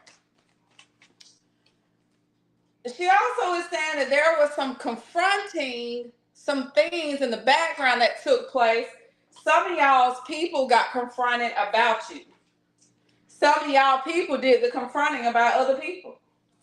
Because this is a moment where Spirit is saying, I need them to know the truth so they can stop playing around. Okay, so let's smoke your cigarette in peace.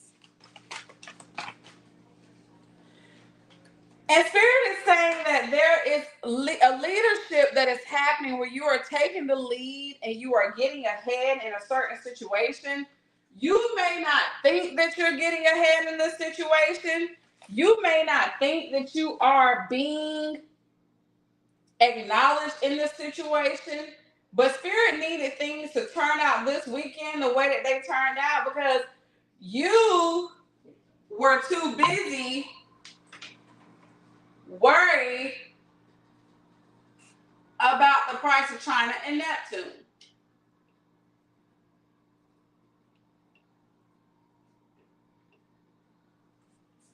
And Satisima Muerte said, I needed you to see what I've been trying to tell you that I was doing in the background, that God was doing in the background. Because Satisima Muerte said God was already working it out. And you kept interfering, you kept intervening with it, you kept thinking that you knew all the answers, and you didn't. So I had to show you that it was time for healing to begin. You have discovered some information that gave you more clarity. You have discovered something about yourself that brought you more clarity. And Spirit was saying that you needed to be shown it this way because you like to learn the hard way. And you need to get ready to embrace what you've been manifesting because the universe is sending you something. 2 plus 1 is 21. That could be in someone's phone number. That could be someone's birthday. That could be a special date that something took place. That could be someone's age. 2 plus 1 is 3, which symbolizes partnerships. And the thing is Spirit is saying you need to embrace what the universe is about to do because you've been over here doing too much and you've been worrying, and I didn't need you to worry about none of that. I needed you to get out the way because when you are in the way, boo-boo, you mess stuff up. And Spirit said that someone is moving on to a new chapter. Someone is letting things go. Someone is exiting the building. And you need to understand that they're not even really worried about anything else. Since he's the one that said this is the divine time and this is when it's needed to happen, but you was too busy trying to dictate what happened, so you made your journey worse. And Spirit said that you need to know that at this moment there is success and growth that is being rewarded to you. There is an answer that is coming for you, and you really don't have time to worry about who, what, when, where, how, whatever. The 7 of Cups is here because Spirit is saying that at this time you needed to see, and someone else needed to see, that this was an illusion. There was someone who was under the impression that someone was behaving in a certain manner, someone was acting a certain way, and now they're able to see that, hey, look, this is not what we need, okay?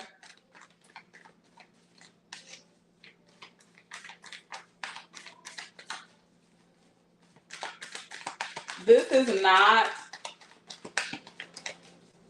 what we need. You needed to know the truth, okay? And Spirit is saying that the truth has been unveiled and you are able to connect with people on a different level as the Lover's card is showing up because you're able to really see that there's a union that can now safely be brought through. Decisions had to get made. And Spirit said you made the right decision. And there was someone, a masculine energy, that felt trapped in a situation. And now that they are not feeling that way, now that everything is exiting, now that there is things happening, you don't have to worry about any of that. You don't have to worry about what's going on. You don't have to worry about how something is going to play out. You don't have to worry about, well, is it going to be me? Because Spirit said, I told you to hang tight. I told you to quit flipping out. Because, see, there was some things going on in the background that needed to be exposed. There were some things going on in the background that needed to be shown to someone. And as hurtful as it is, they are able to see that someone that they think is something is not what they think they are. And you needed to understand that it was time to let it go. So some of y'all are letting go of someone who been stabbing you in the back. And then some of you are sitting back watching someone that you love get stabbed in the back. And Spirit said that you needed to have the balance and you needed to have the patience, because what's coming next is like, this is just getting started. Okay.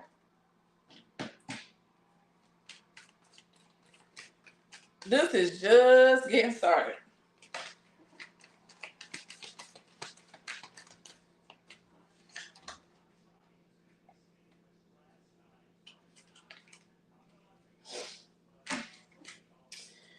So there is a man here. Could be a Pisces, Scorpio, Cancer, or you could be a Pisces, Scorpio, Cancer, anywhere within your chart. And Spirit is saying that this is a level of matured emotions that you are about to experience, because this masculine energy is actually nurturing. Like, he's actually a really kind person. It's just that the person he's been dealing with has pulled someone else out of him, and that he's now realizing that he needs to be more grateful for you. And there's also a moment where you're learning to be more grateful, because you're learning, like, damn, I'm happy that the situation wasn't on me. That this didn't have nothing to do with me. That this wasn't on me. Like, I'm happy that he's able to see the truth, or I'm happy that she's able to see the truth. I'm happy that we can finally move forward. And this Four of Wands is showing up because this is a success card. Four of Wands is also showing up because someone is considering moving forward and building stability with somebody. Someone is also moving forward and determining whether or not someone is going to be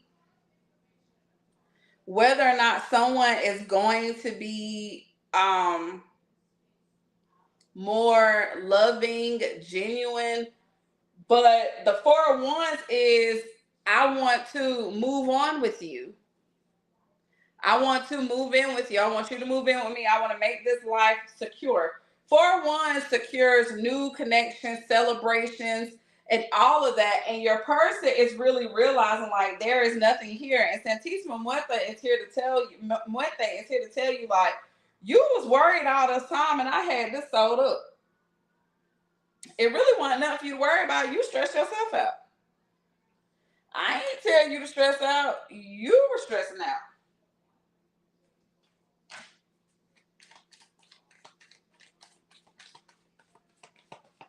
Period, Amber.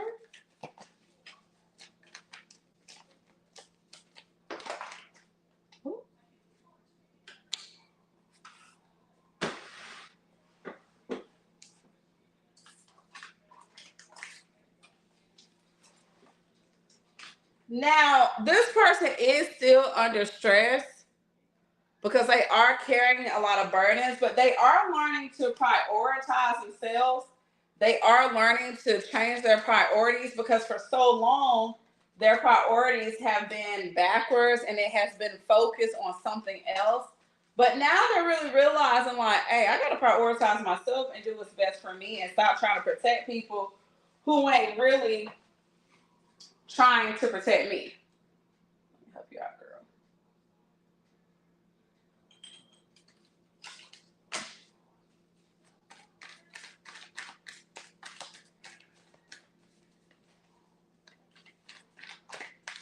It is the hardest for some people.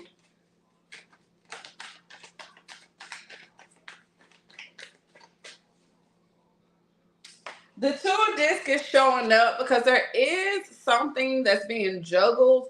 I feel like there was someone that was juggling two multiple things.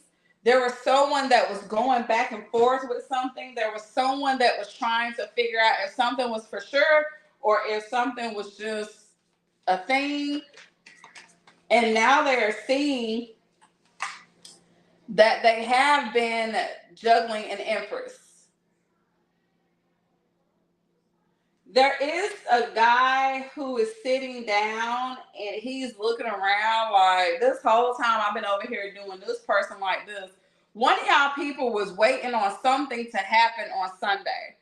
Something was supposed to happen on Sunday or something was supposed to take place. And they needed to really see what it was. And whatever took place, it was kind of like, and it's also somebody else who wanted to see what was going on. Someone was like, no, I'm going to see if something going to be different. If it ain't different, I'm out the door. And there was no difference because he been juggling the empress and spirit been coming to him in his dreams telling him like, hey, you know you playing with the wrong one. Like, you know you're supposed to be with this person right here. You're not supposed to be over there with her or him. You're supposed to be over here. And the thing is that he's seeing that and he is embarrassed because I feel like some of y'all said something to someone that was very meaningful. Maybe they left you on red. Maybe they didn't reply. Maybe they were too scared. Maybe whatever it was. But Spirit said that they were in their heads a lot about a text message that you sent. And they had all these thoughts, all these different thoughts about what to say, how to say it. So some of the people went ahead and ignored you. Some of the people may have said like a dry text, but they really didn't know what to say because they really were waiting on something. And it's just like they really are embarrassed. They really had a lot going on. I'm seeing a guy texting a girl. I'm seeing a guy texting a girl.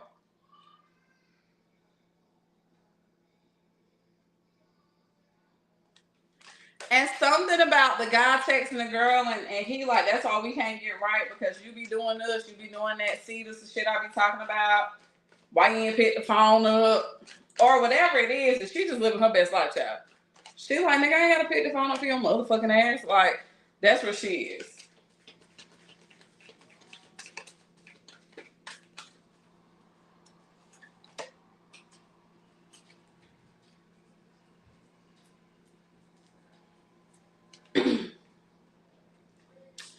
And there was a lot of like debating and arguing going on. There was a lot of like cutthroat messages being sent, a lot of harsh things said into the text message. It was a lot of you not finna ruin my motherfucking weekend, nigga. It was a lot of call your hoe, It was a lot of back and forth going on this weekend, and a lot of y'all felt the tension because you're connected to somebody spiritually. It was like spewing over into you.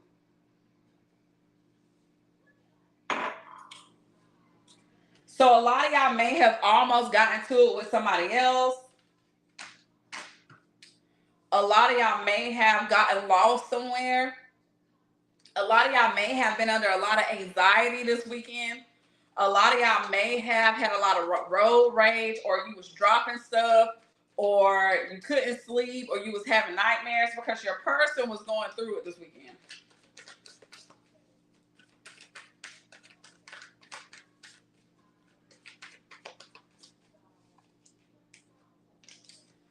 And Spirit said your person learned this weekend that they have been the fool and that someone has been two-faced and that they have new beginnings started and they've been putting these new beginnings off and there ain't nothing they can do about it.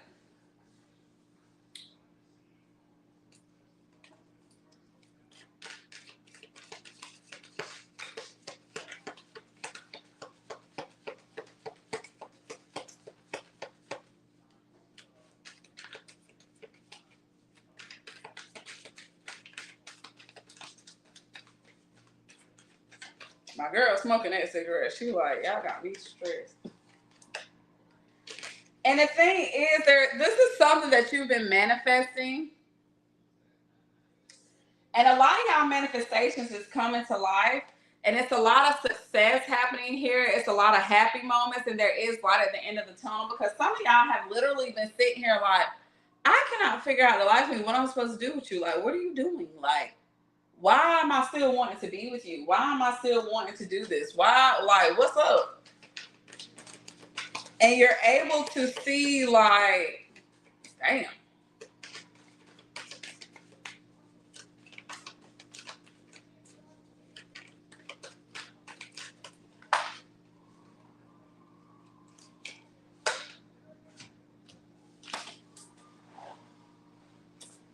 Like, just steady dancing. Santisima Method said, what's up, Puka Butt? So you got the Two of Cups followed by the Four of Cups. And Spirit is saying that this partnership here,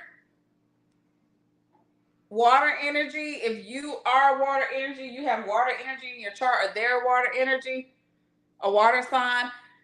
Two of Cups followed by the Four of Cups is telling you that this partnership that y'all are about to enter into is one that's full of reciprocity. And it's one that this person has been rejecting for some time.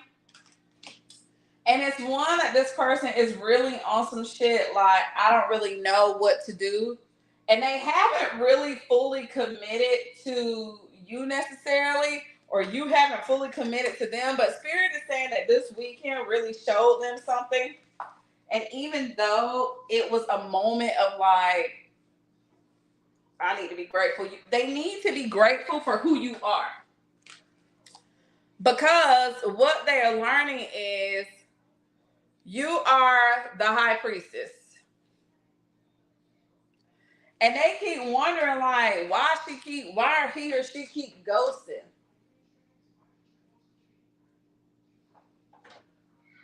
Like, why do this person keep confusing me too? I can't trust this person either. No, homeboy or homegirl, you can't trust yourself. Don't put that shit off on us. You don't trust yourself.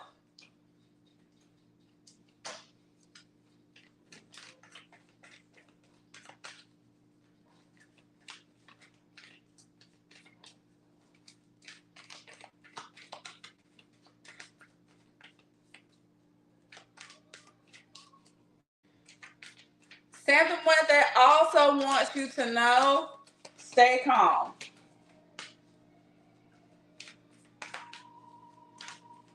This is not the time for antics.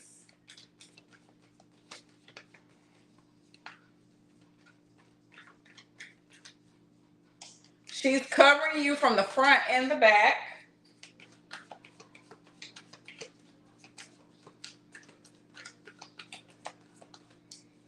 She has this under control.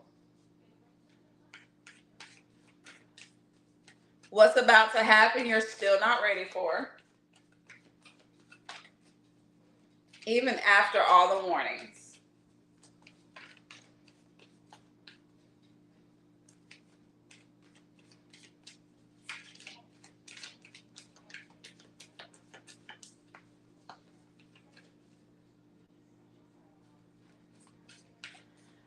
Pray to her tonight. She will not hurt you.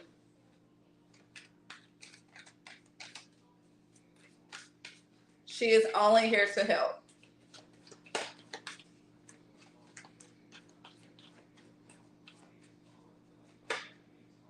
She knows she looks scary.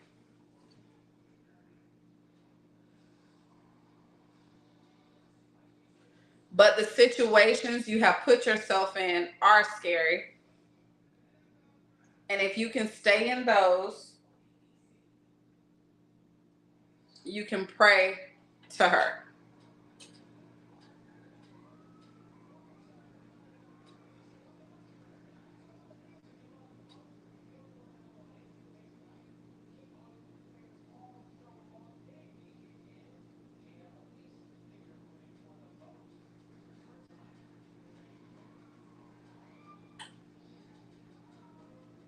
Some will listen, some will not, but either way, it's okay.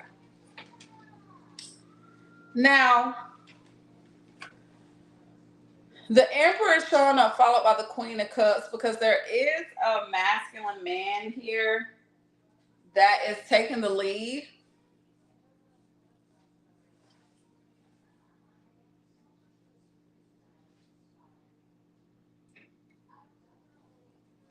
The beautiful Santissima Muerte.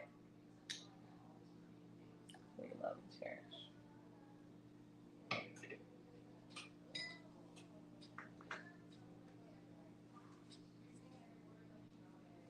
So, two girls, because you're my girl.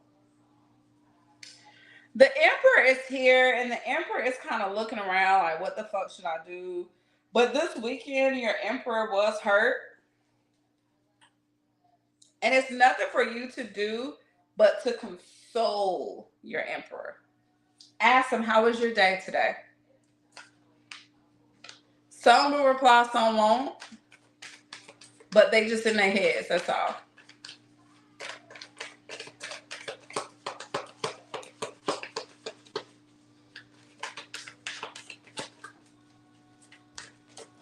Hey, baby.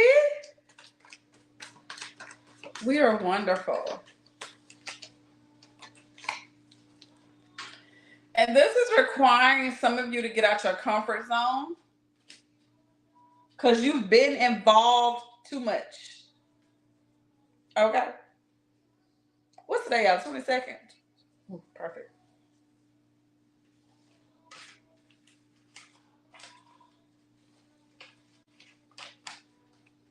Oh, Santissima, you making me hot. You are worth the heat, mama. Madre caliente.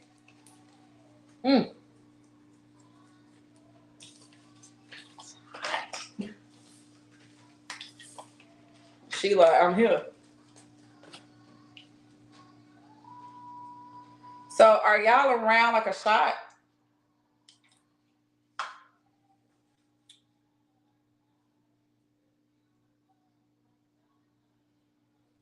Can everybody take a shot? Santissima Muerte, if we have permission to take a shot, please dance the flame.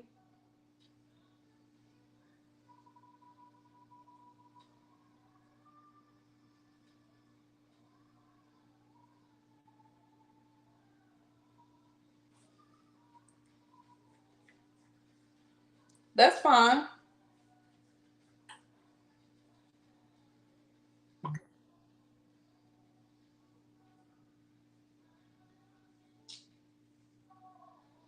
Okay.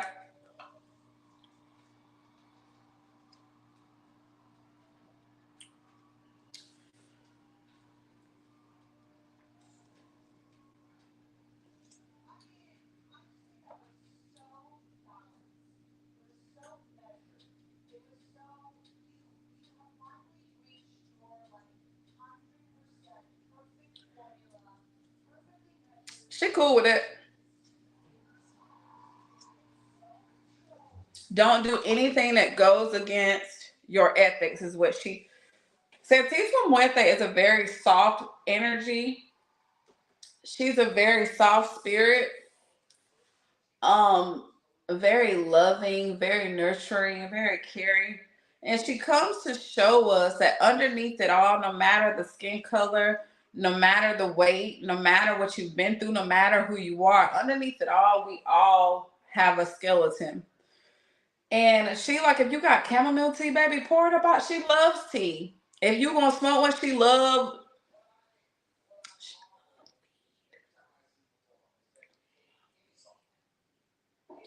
all the drugs. That's why when you see people venerate her, you see people blowing weed smoke in her face, or cigarette smoke, or tobacco. Those are her things. She loved alcohol. She loved to have a good time. She loved makeup. She loves sweets. She loves all that stuff. Let me check on the food, y'all. Oh shit. Ooh, hang on. Let me wash my hands.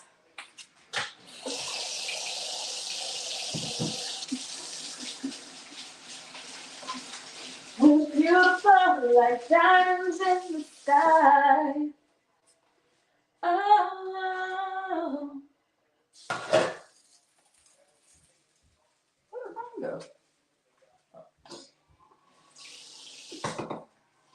Let's see what we got here.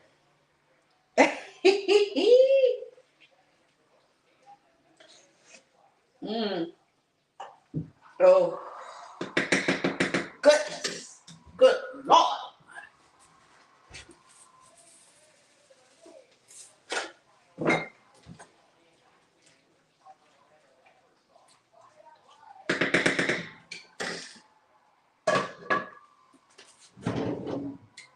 Santissima. You just all over the place. And if y'all see a spider in y'all house tonight, don't kill it. That's her.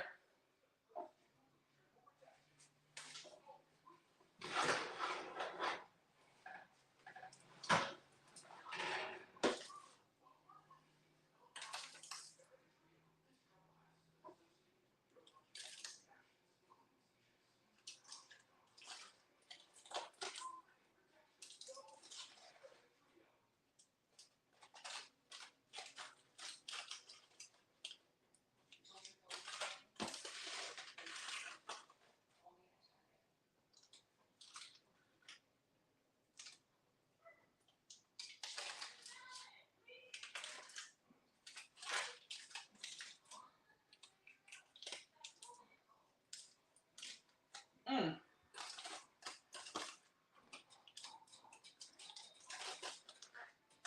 Yeah, it smells.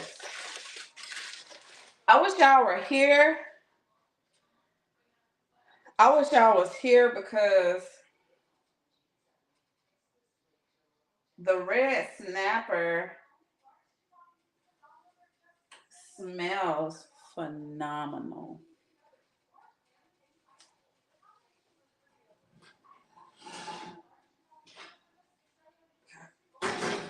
So we're gonna swap these out.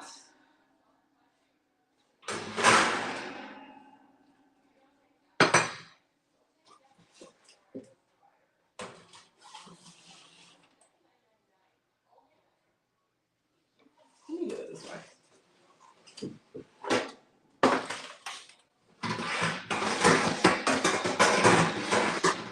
We're gonna put the rest on. It smells amazing, y'all. And it's cooking down. Ooh, let me show y'all.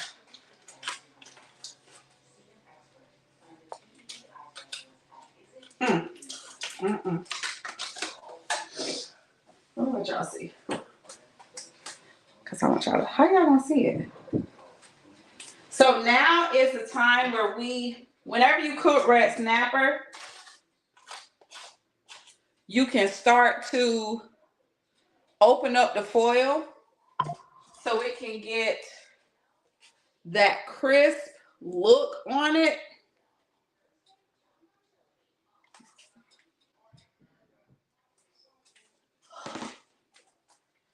So we're going to open up the foil a little bit.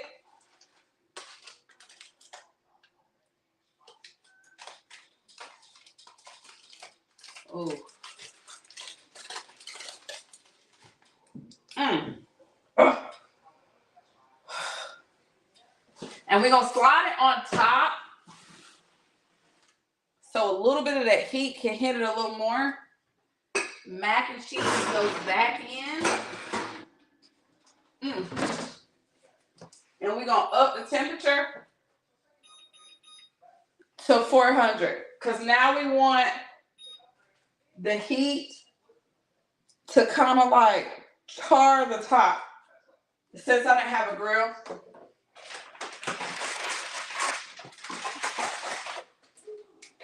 my sweetie told me to go get a grill, and I was like, by the time I got ready, I got the wiping down and stuff like that. I was like, I get one next time.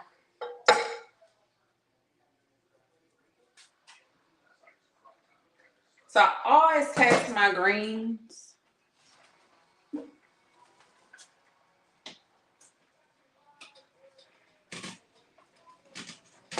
Oops.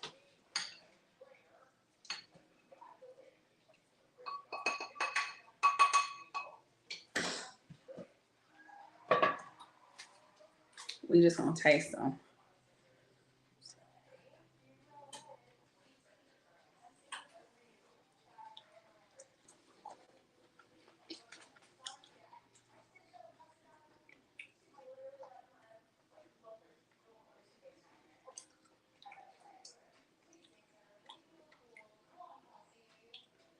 Look at that potato.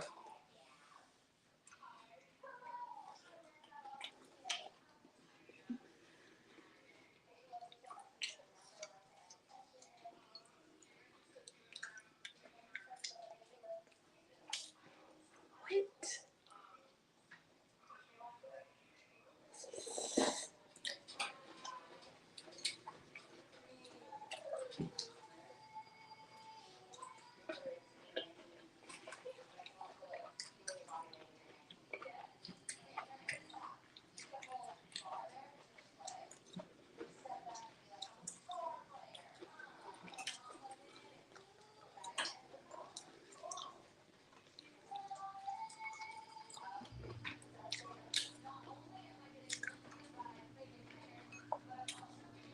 Oh my god.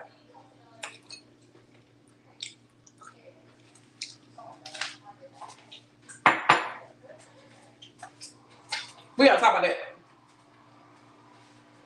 Cause what in the entire fuck just happened? What?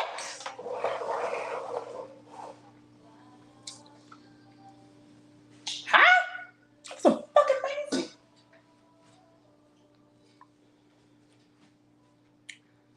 Listen.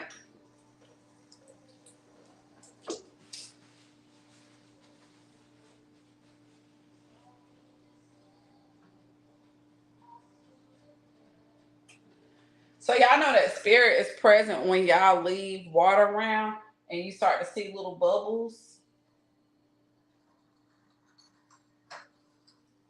Like the bubbles here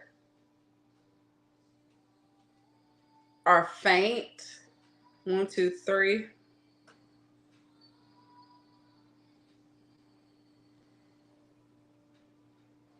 Like they're faint. And then my ancestors, when I told y'all the sun was setting, I leave the coffee out. This is how you know that they are around. The bubbles are letting you know that they're present. Because what happens when you breathe in water? Bubbles happen. All right. So everybody got their blow.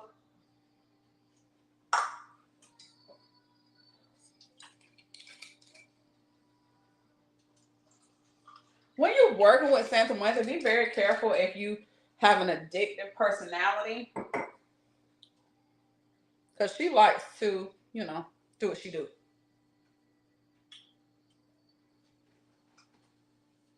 Okay, there's no vents up here. Look at that spider, girl.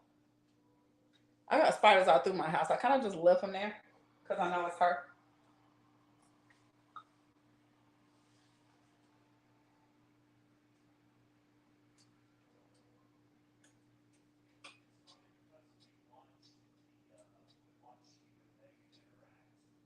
So it's somebody who's trying to cause harm to you.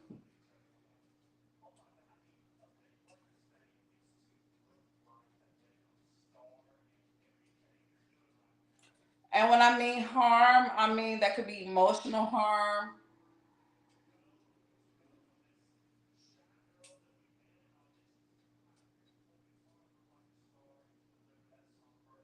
physical harm.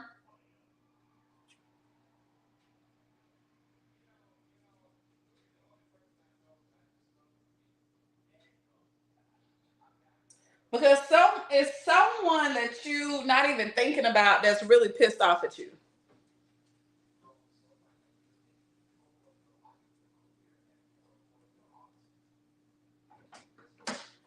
Like it's somebody that you're not even like checking for that's mad.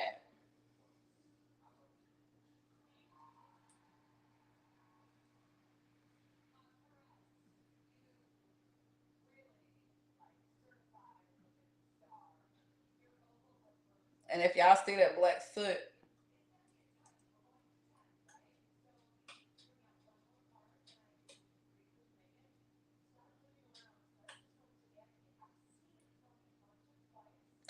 and Santa Muerta said your ancestors are really working on your behalf.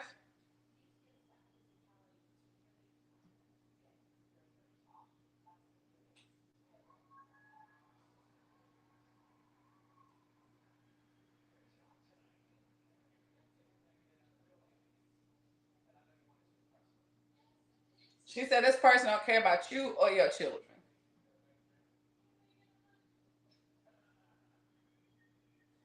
They want to see you hurt. So some of y'all, this is a person that if you knew, girl, you see it.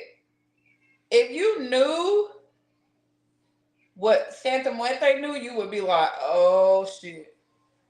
Because this person has had a dream about some of y'all buying a house with somebody, about some of y'all maybe like being getting like a lot of attention. Some of y'all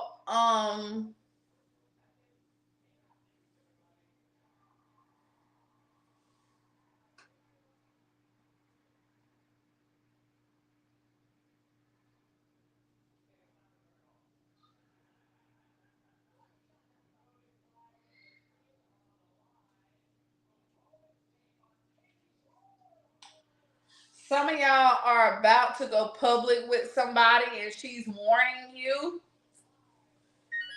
if you can keep it private for a little bit, keep it private.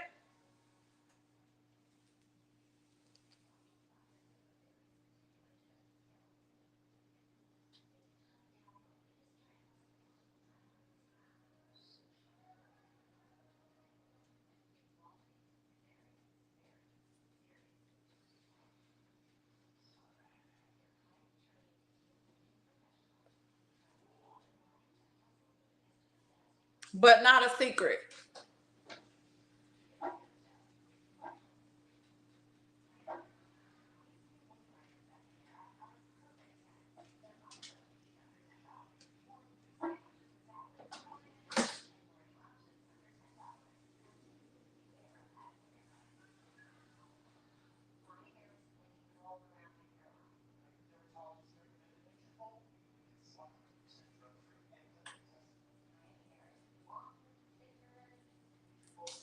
She said that somebody's so angry with you.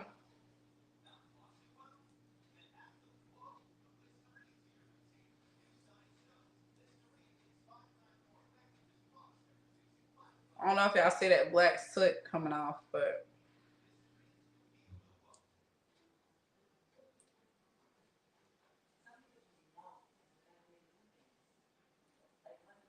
and some of these people don't even deserve access to you, which is what's so interesting.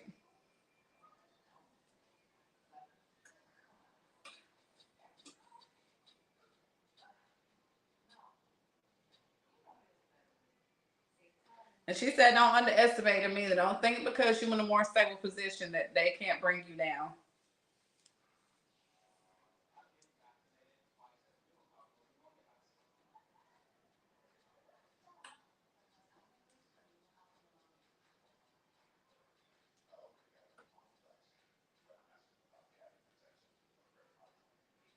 Listen, be calm.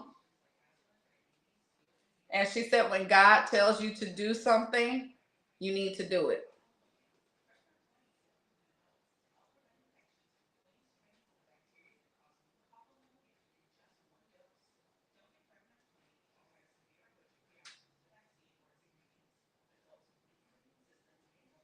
Someone is trying to ruin your life.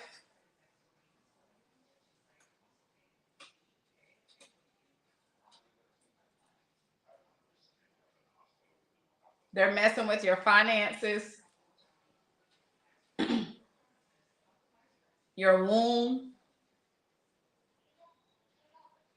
Some of y'all have had a cough that just recently came up.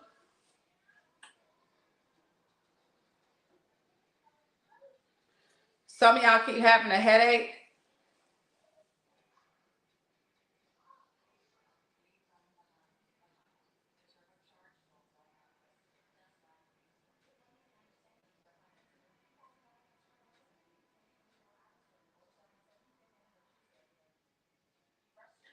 She said they're trying at all measures to ruin this blessing for you. Some of y'all siblings are hating on you. She said that's why your siblings haven't been celebrating you.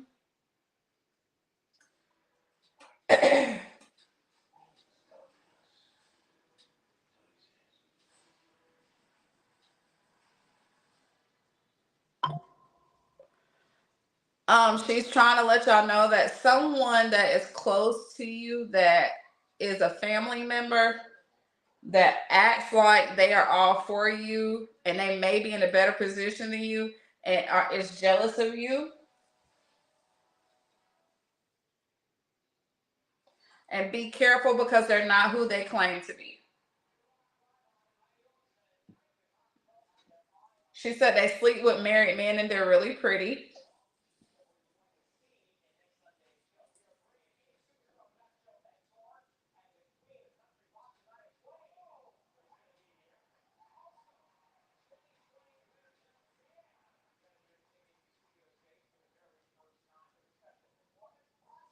And she said that you'll see soon that they're jealous of you, but you really are going. You've been overlooking it. It's certain stuff that you've been noticing.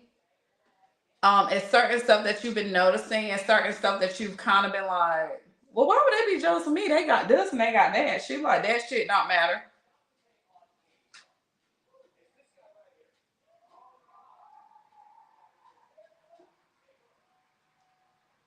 She said they're miserable.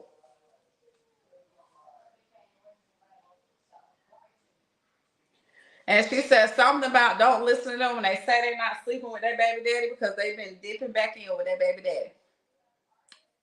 Boop. And the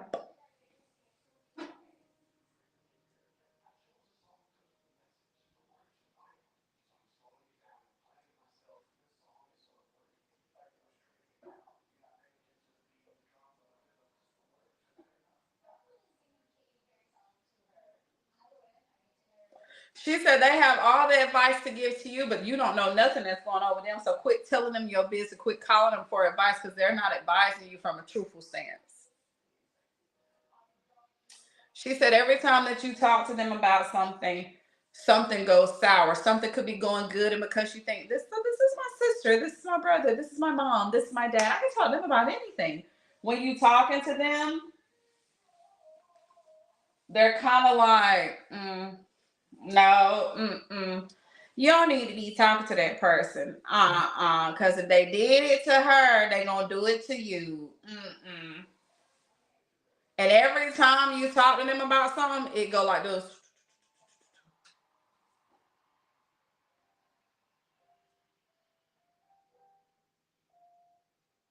You see how steady that flame is now.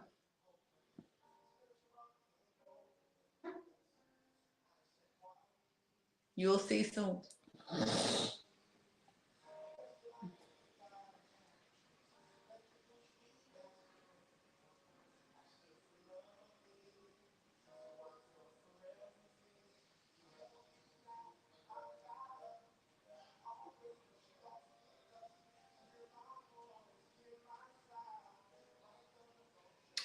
And some of y'all are about to go out the country with one of your loved ones. This will be by December. You and one of your boo things are going out the country.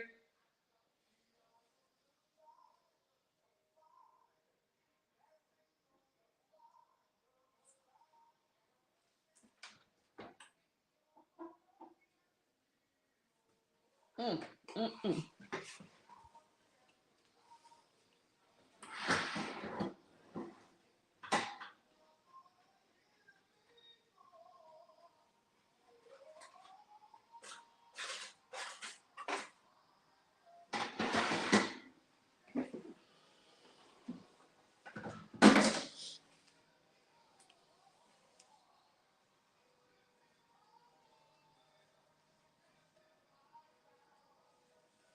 She said, look at the people that these people hang around.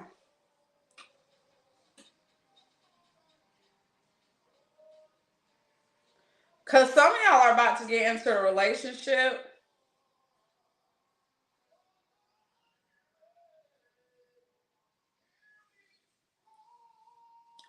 or you already are in a relationship and your relationship is going to the top, to the next level.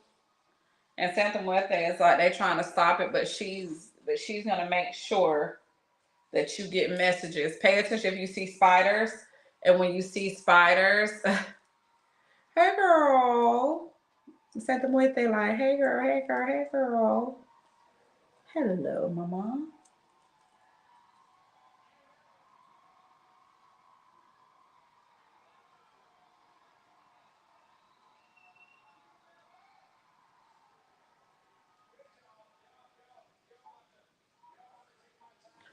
So some of y'all are about to get into it with somebody because something with that. All that black soot is when she's fighting for you.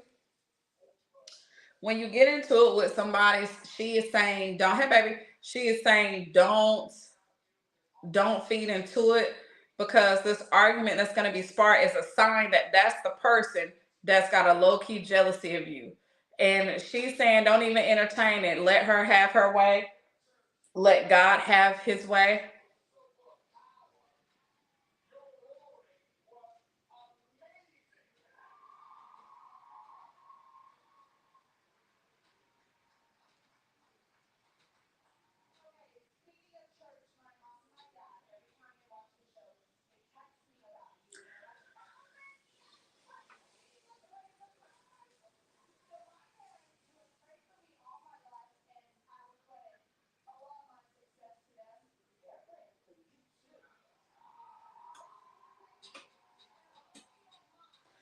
And she said, whoever been crying about a bill or crying about money, hush, she got it squared away.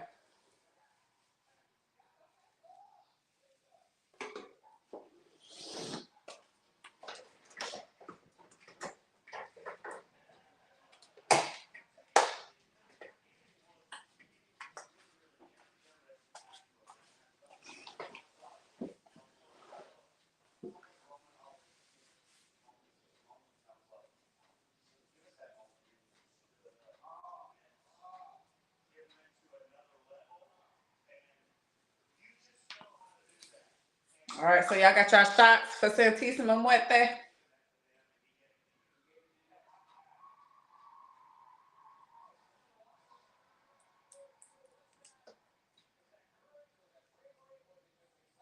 Someone will probably be in a car wreck this week.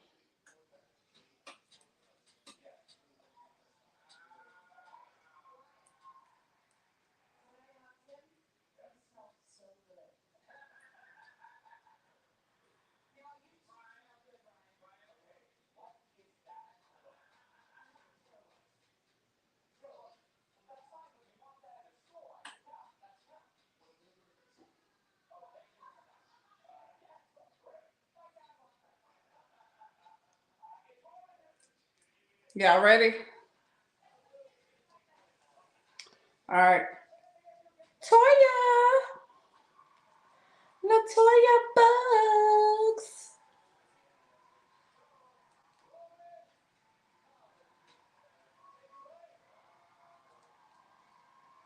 Pretty D.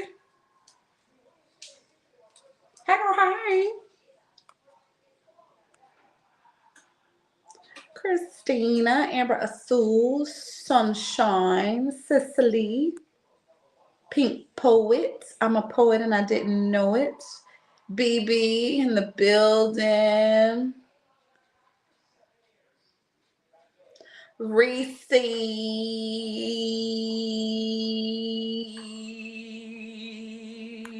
If I forgot anybody, I'm sorry. I don't see everybody's name. There go my girl Angel. Hi, girl. Hi. Yeah, Angel is funny. I love Angel. I love all of y'all. I love you, Latoya. Angel, I love you. Pretty D, I love you. Sunshine, I love you. Reese, I love you. Reese! Anna! Hey, girl, hey, girl. Sunshine. Ain't no sunshine when she's gone. I know, I know, I know, I know, I know, I know, I know, I know, I know, I know, I know, I know, I know, I know. Girl, you ain't know how he said it. Reese.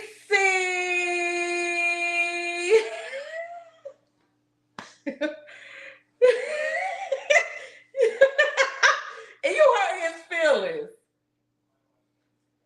Man, be so happy to fucking see you. You hurt his feelings. What?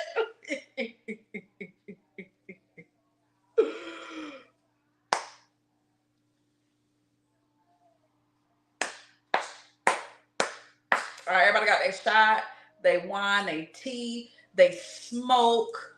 whatever your vice is, your cigarette, because she smokes cigarettes. I don't smoke cigarettes, but her and my daddy love cigarettes.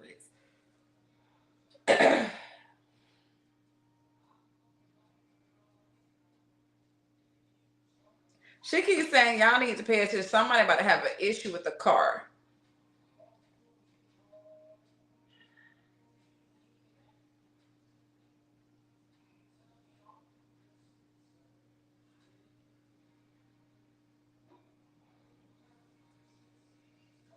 Get your shot, sis.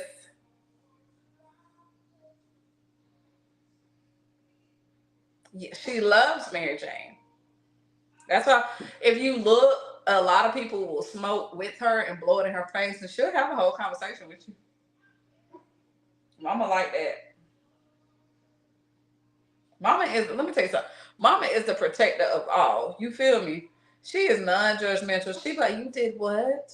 Okay. Well, let's move forward.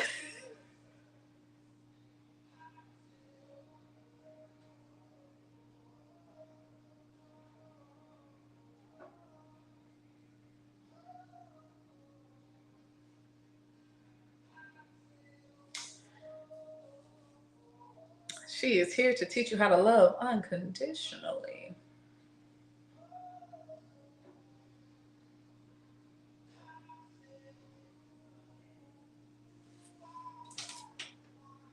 She want me to show y'all some waters I made.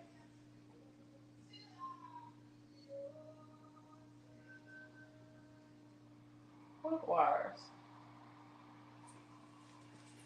She's so funny. Show the water she made. Yes, very laid back, but she gonna lay back. But when my girls sit up,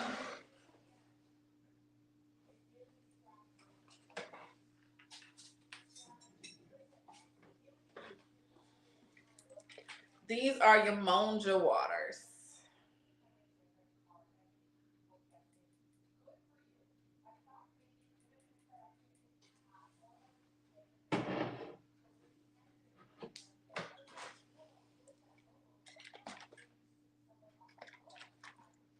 This one got more cinnamon in it. She like it. I think she like the blue.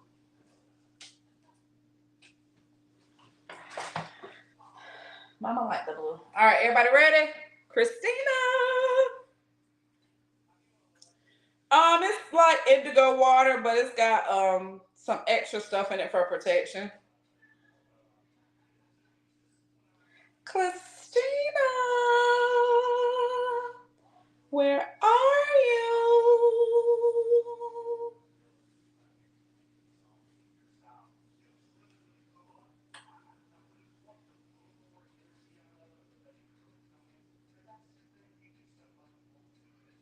Cicely. First and foremost, y'all, we're gonna give a moment of silence. Christina Williams just laid her beautiful mother to rest.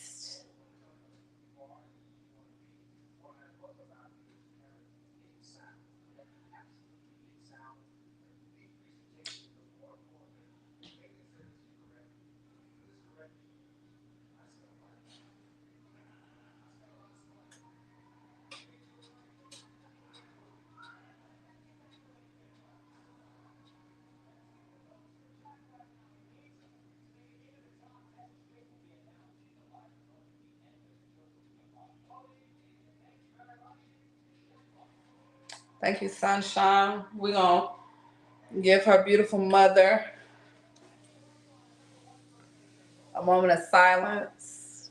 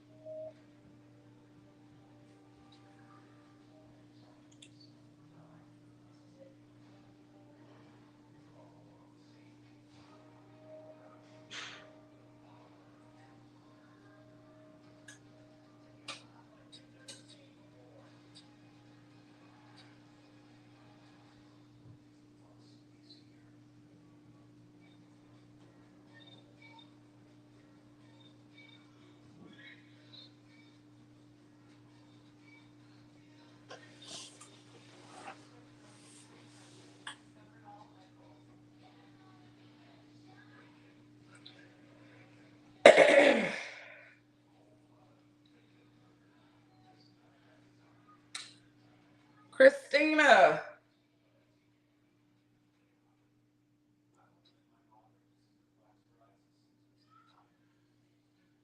your mom is asking me for a favor.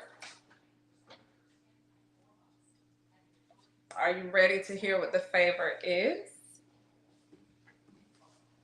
And if not, I respect it. She respects it.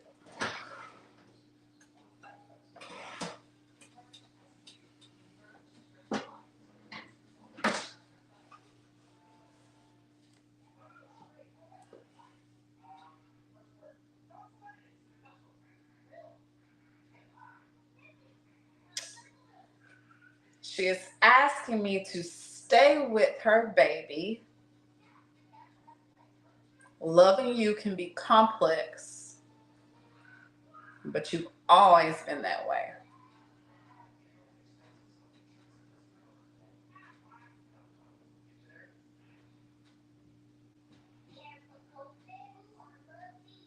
To give you patience.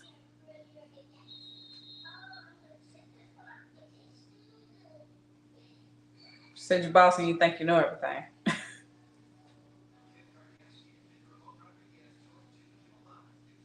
She said you had a lot of responsibilities to bear.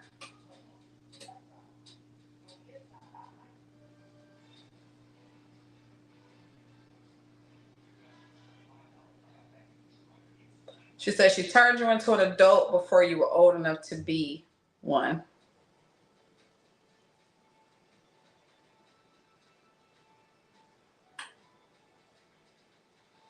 And she's sorry.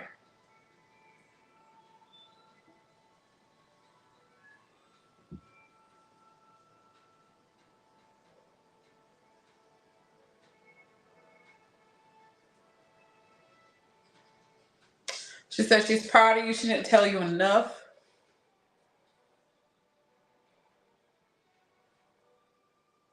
That of all of them, you make the most sense.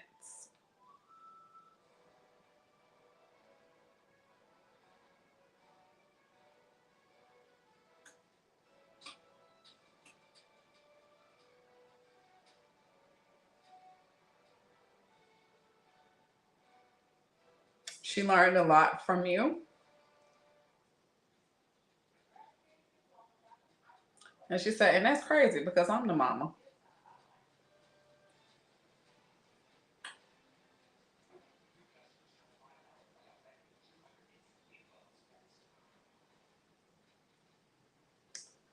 Take care of your daddy. She said he loves you so much.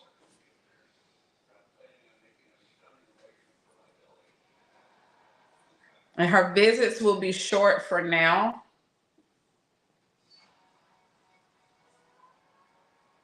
until she goes through her transitional moment.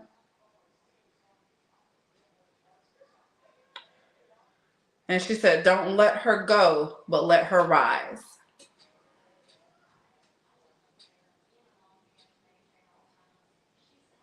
And tell y'all to quit being mannish. What you been doing, sis?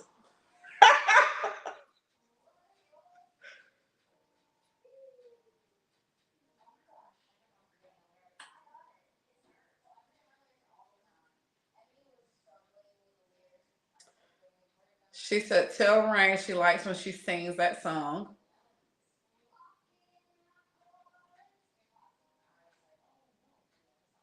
She said she'd be a little off key, but she liked to hear it.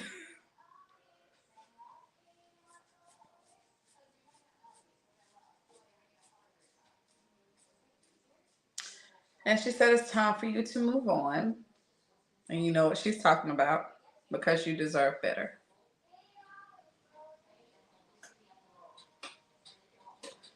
And she said, don't be so busy saving others that you sacrifice yourself.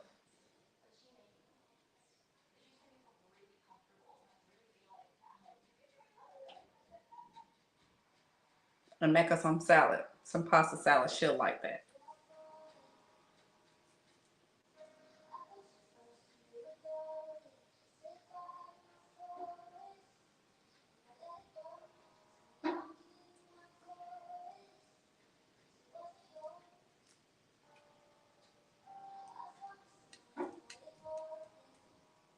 That's it.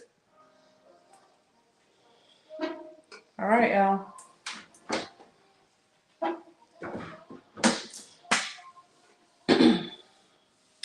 Many prayers to you and your family, Christina. You know, I'm one phone call away. I'm across the street, around the corner. Um, you're welcome, baby. You know, this is the grieving part. It'll start in probably a couple months, and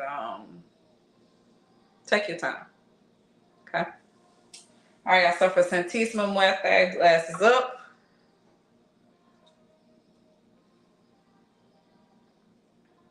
Because Santísima, we thank you so much for being here with us. We thank you for still loving us, even though we may not understand who you are or what you do. And for those who do, she's grateful. Santísima, it's a lot of things that are tormenting us right now. It's a lot of things that we're battling right now. But I'm asking you to step into the space away from your darkness and bring forth clarity, bring forth love. And Santísima, in those moments where we are just alone and we don't know, we ask for your warm hug. We ask for your gentle kisses. We ask for your guidance.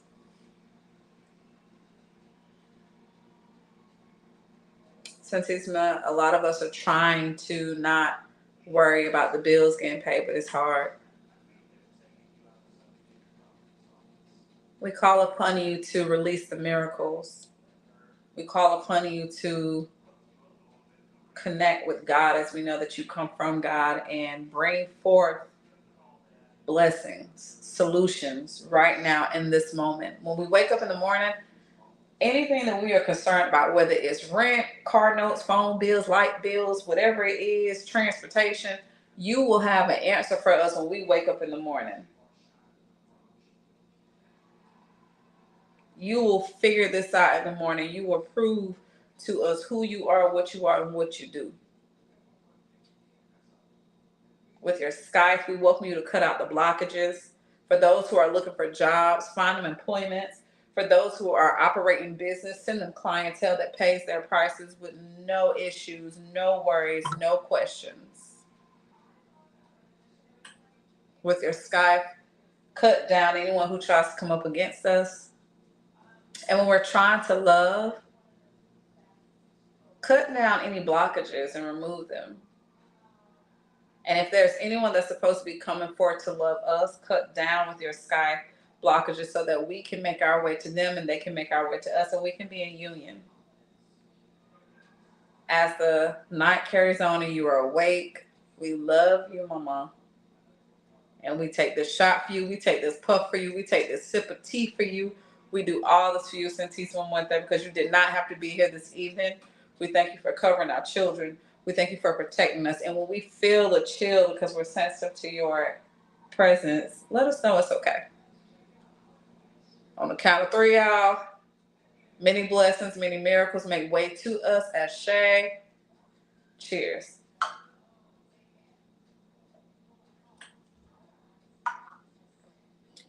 Ooh, Ooh girl, that was spicy.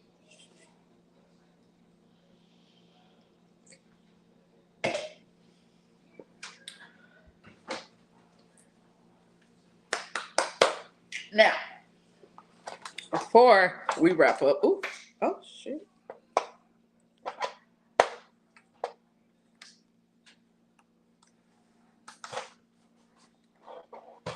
I love you. She love you.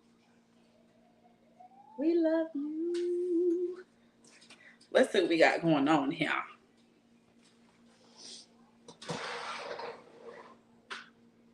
Ooh.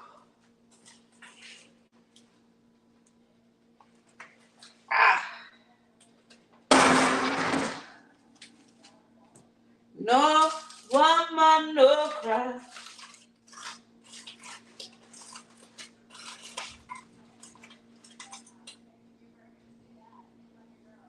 Let's see if y'all can. Yes. Muchas gracias, Santa Muerte. Let's see what we got going on here. Let's see.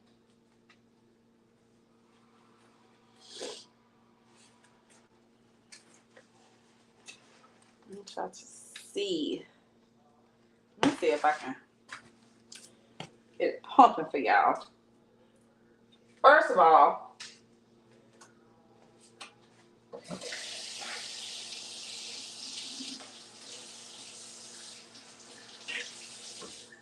let's do this. Ooh, you see that?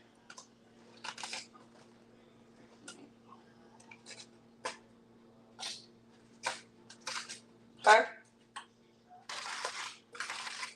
This one is calling my name. I love you.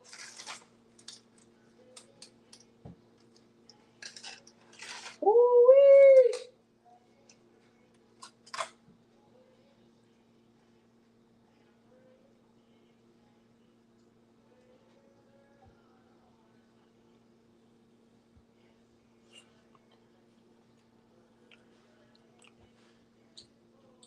Mm. Huh?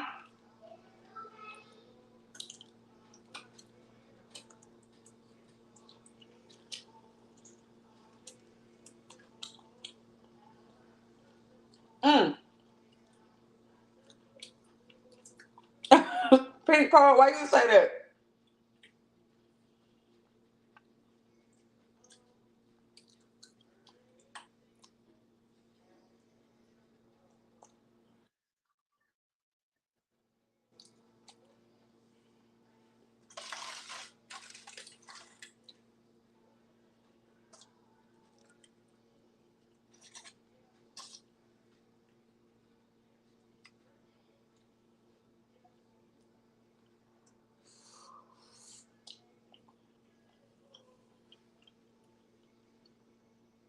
Mm.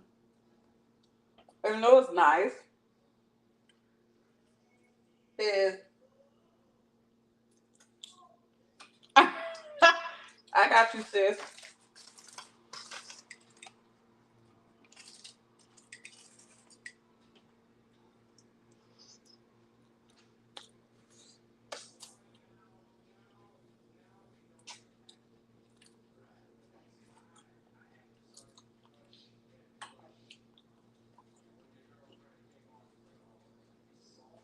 Mm.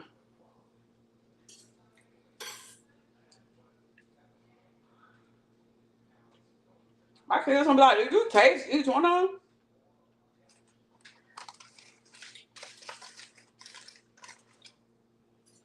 I had to make sure they was done. Mm. And then the mango.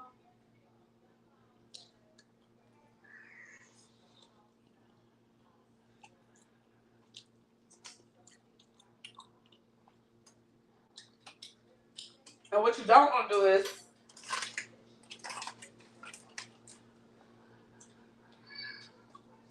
you don't want to. I probably should have scaled it, but whatever. You don't want to.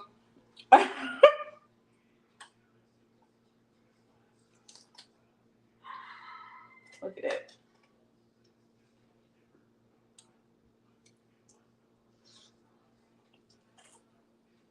Mm, mm, mm.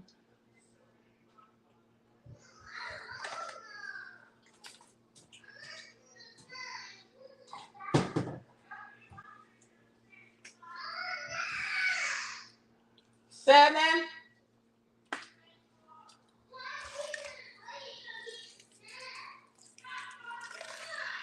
Hey.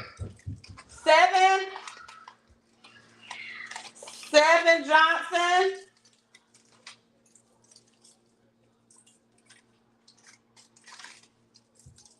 7. Keep your hands to yourself. No fighting.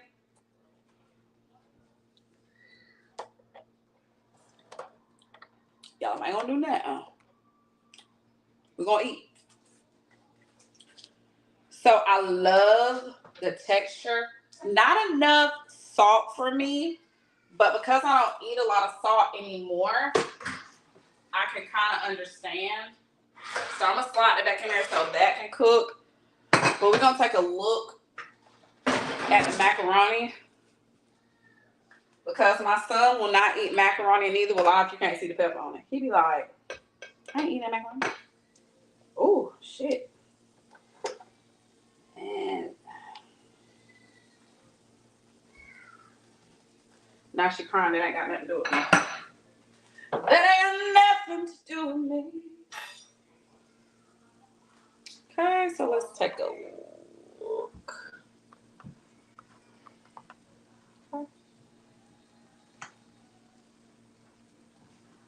Oops.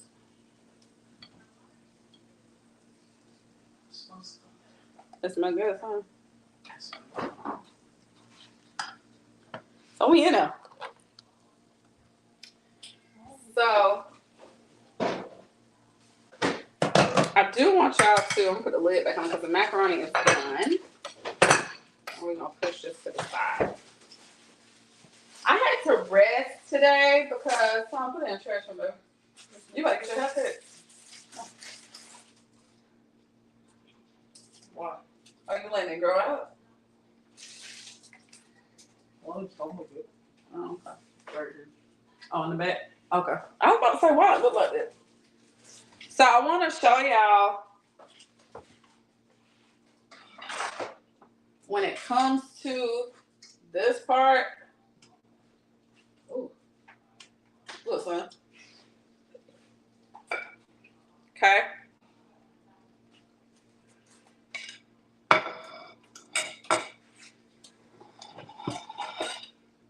I make red snapper, so I'll take it.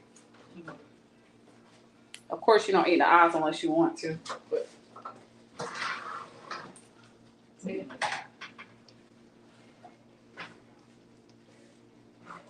Looks good. Yeah. You want to take some greens? Take that white bread out of there. So really what you should be able to do, you should really be able to take this and like pull it apart. Y'all see it? Let's see. Sorry, son. And pull it apart. Okay. If you are vegan, you don't have to use like smoked turkey. You can use smoked paprika. Is that right, Pink Poet? And your greens, smoked paprika and mushrooms is what the ladies was teaching me this weekend. You see how that's falling off the bone?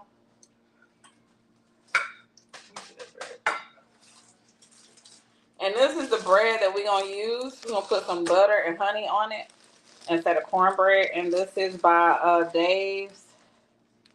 To the bread.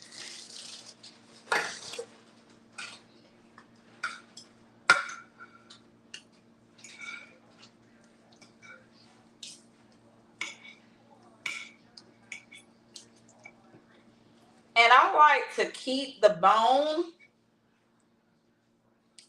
If you do like divination, you can soak the bone and get all the stuff off of it.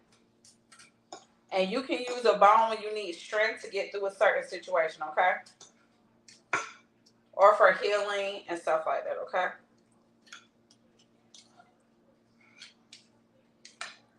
Make sure I shred that. I'm not a pork eater. I tried to eat some pork at the hotel this weekend, and it stayed on my plate. It didn't make it into my belly. But if you eat pork, because pork is in gum, so I guess I do eat pork.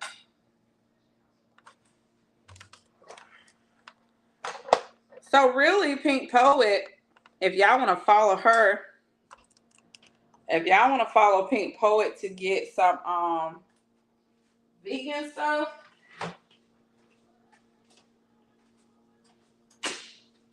that's going to be extremely helpful for you if you want to follow her.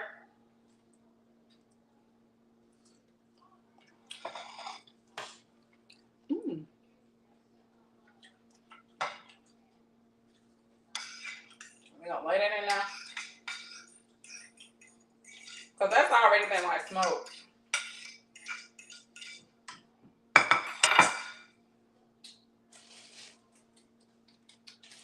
Then we're gonna stir it back in there.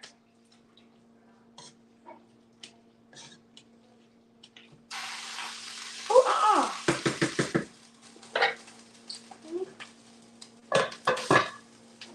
Rag, wipe this down.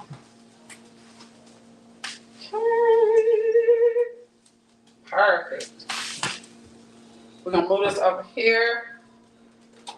Cut this eye off for a little bit.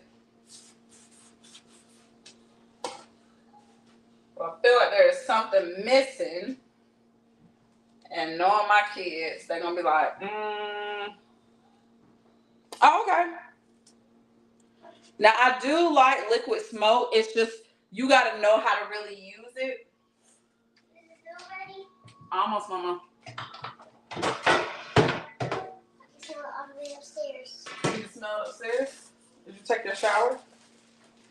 Why don't you go hop in the shower and then by the time you get done you can eat. And we're gonna watch a movie. So what we're gonna do is take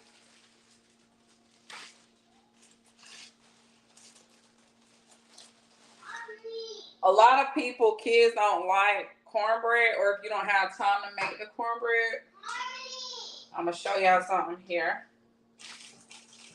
This is something that we do in my household.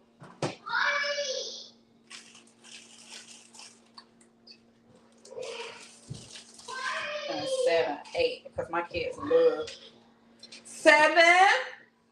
No, ma'am. She's so rowdy, y'all. It's just like, what a...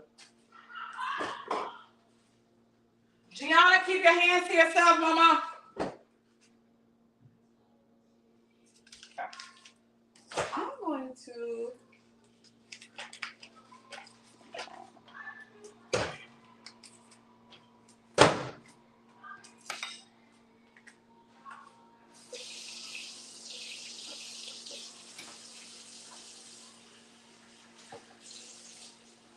I'm going to show y'all something.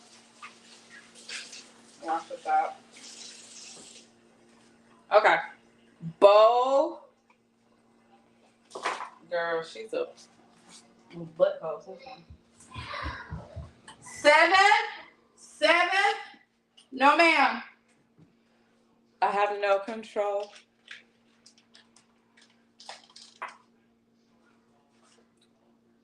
Butter and bowl.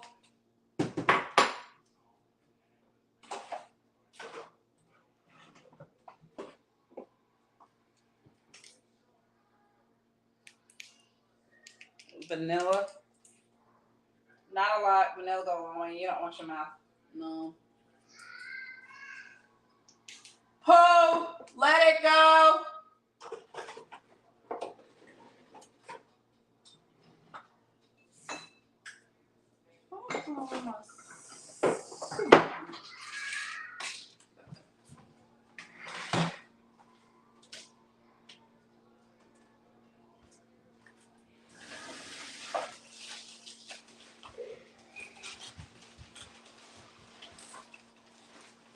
Hey.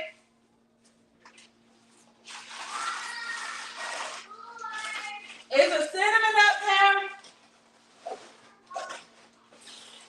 Can somebody find me the cinnamon? Hey.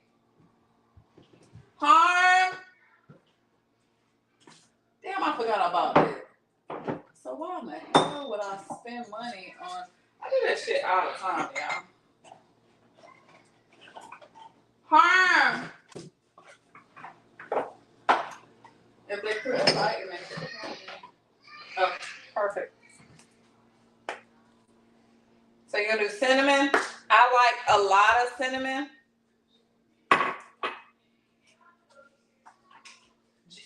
Y'all stop. And then we're going to take some brown sugar.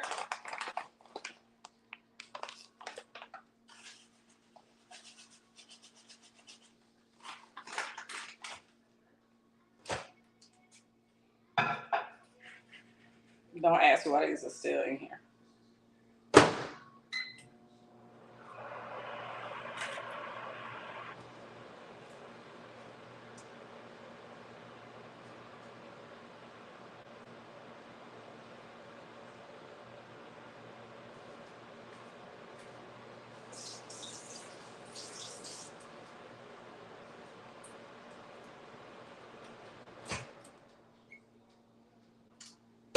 Again, so what? 30 seconds. I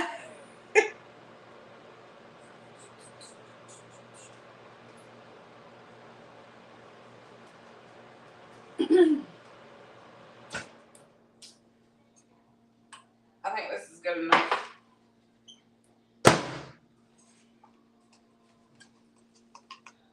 So what we're going to do is mix this in.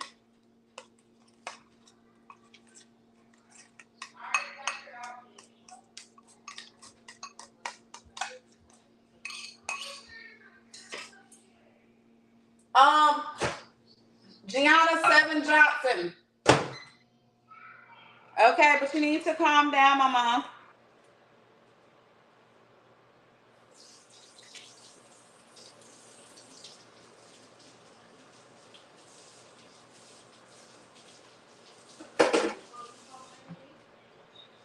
Huh? I did. Y'all, you and G stop fighting. Mom, she threw a shoe at me. What did you do? I didn't do that to her. I mean, I don't believe that. She threw a shoe at me for no reason. Smell it. What is that? It's so sweet. Mm-hmm. What's that, Fuji? Like bread go out there. Is it gonna be sweet? Mm-hmm. Okay, so then we just gonna put it on. And use a spoon, because if you pour it, you just gonna get the butter. You're not really gonna get the brown sugar and the cinnamon and stuff. Okay, you record this? Yes. Wait, Mom. Wait. Getting content while I'm doing this, y'all. Oh, wait, hold on, Joshua.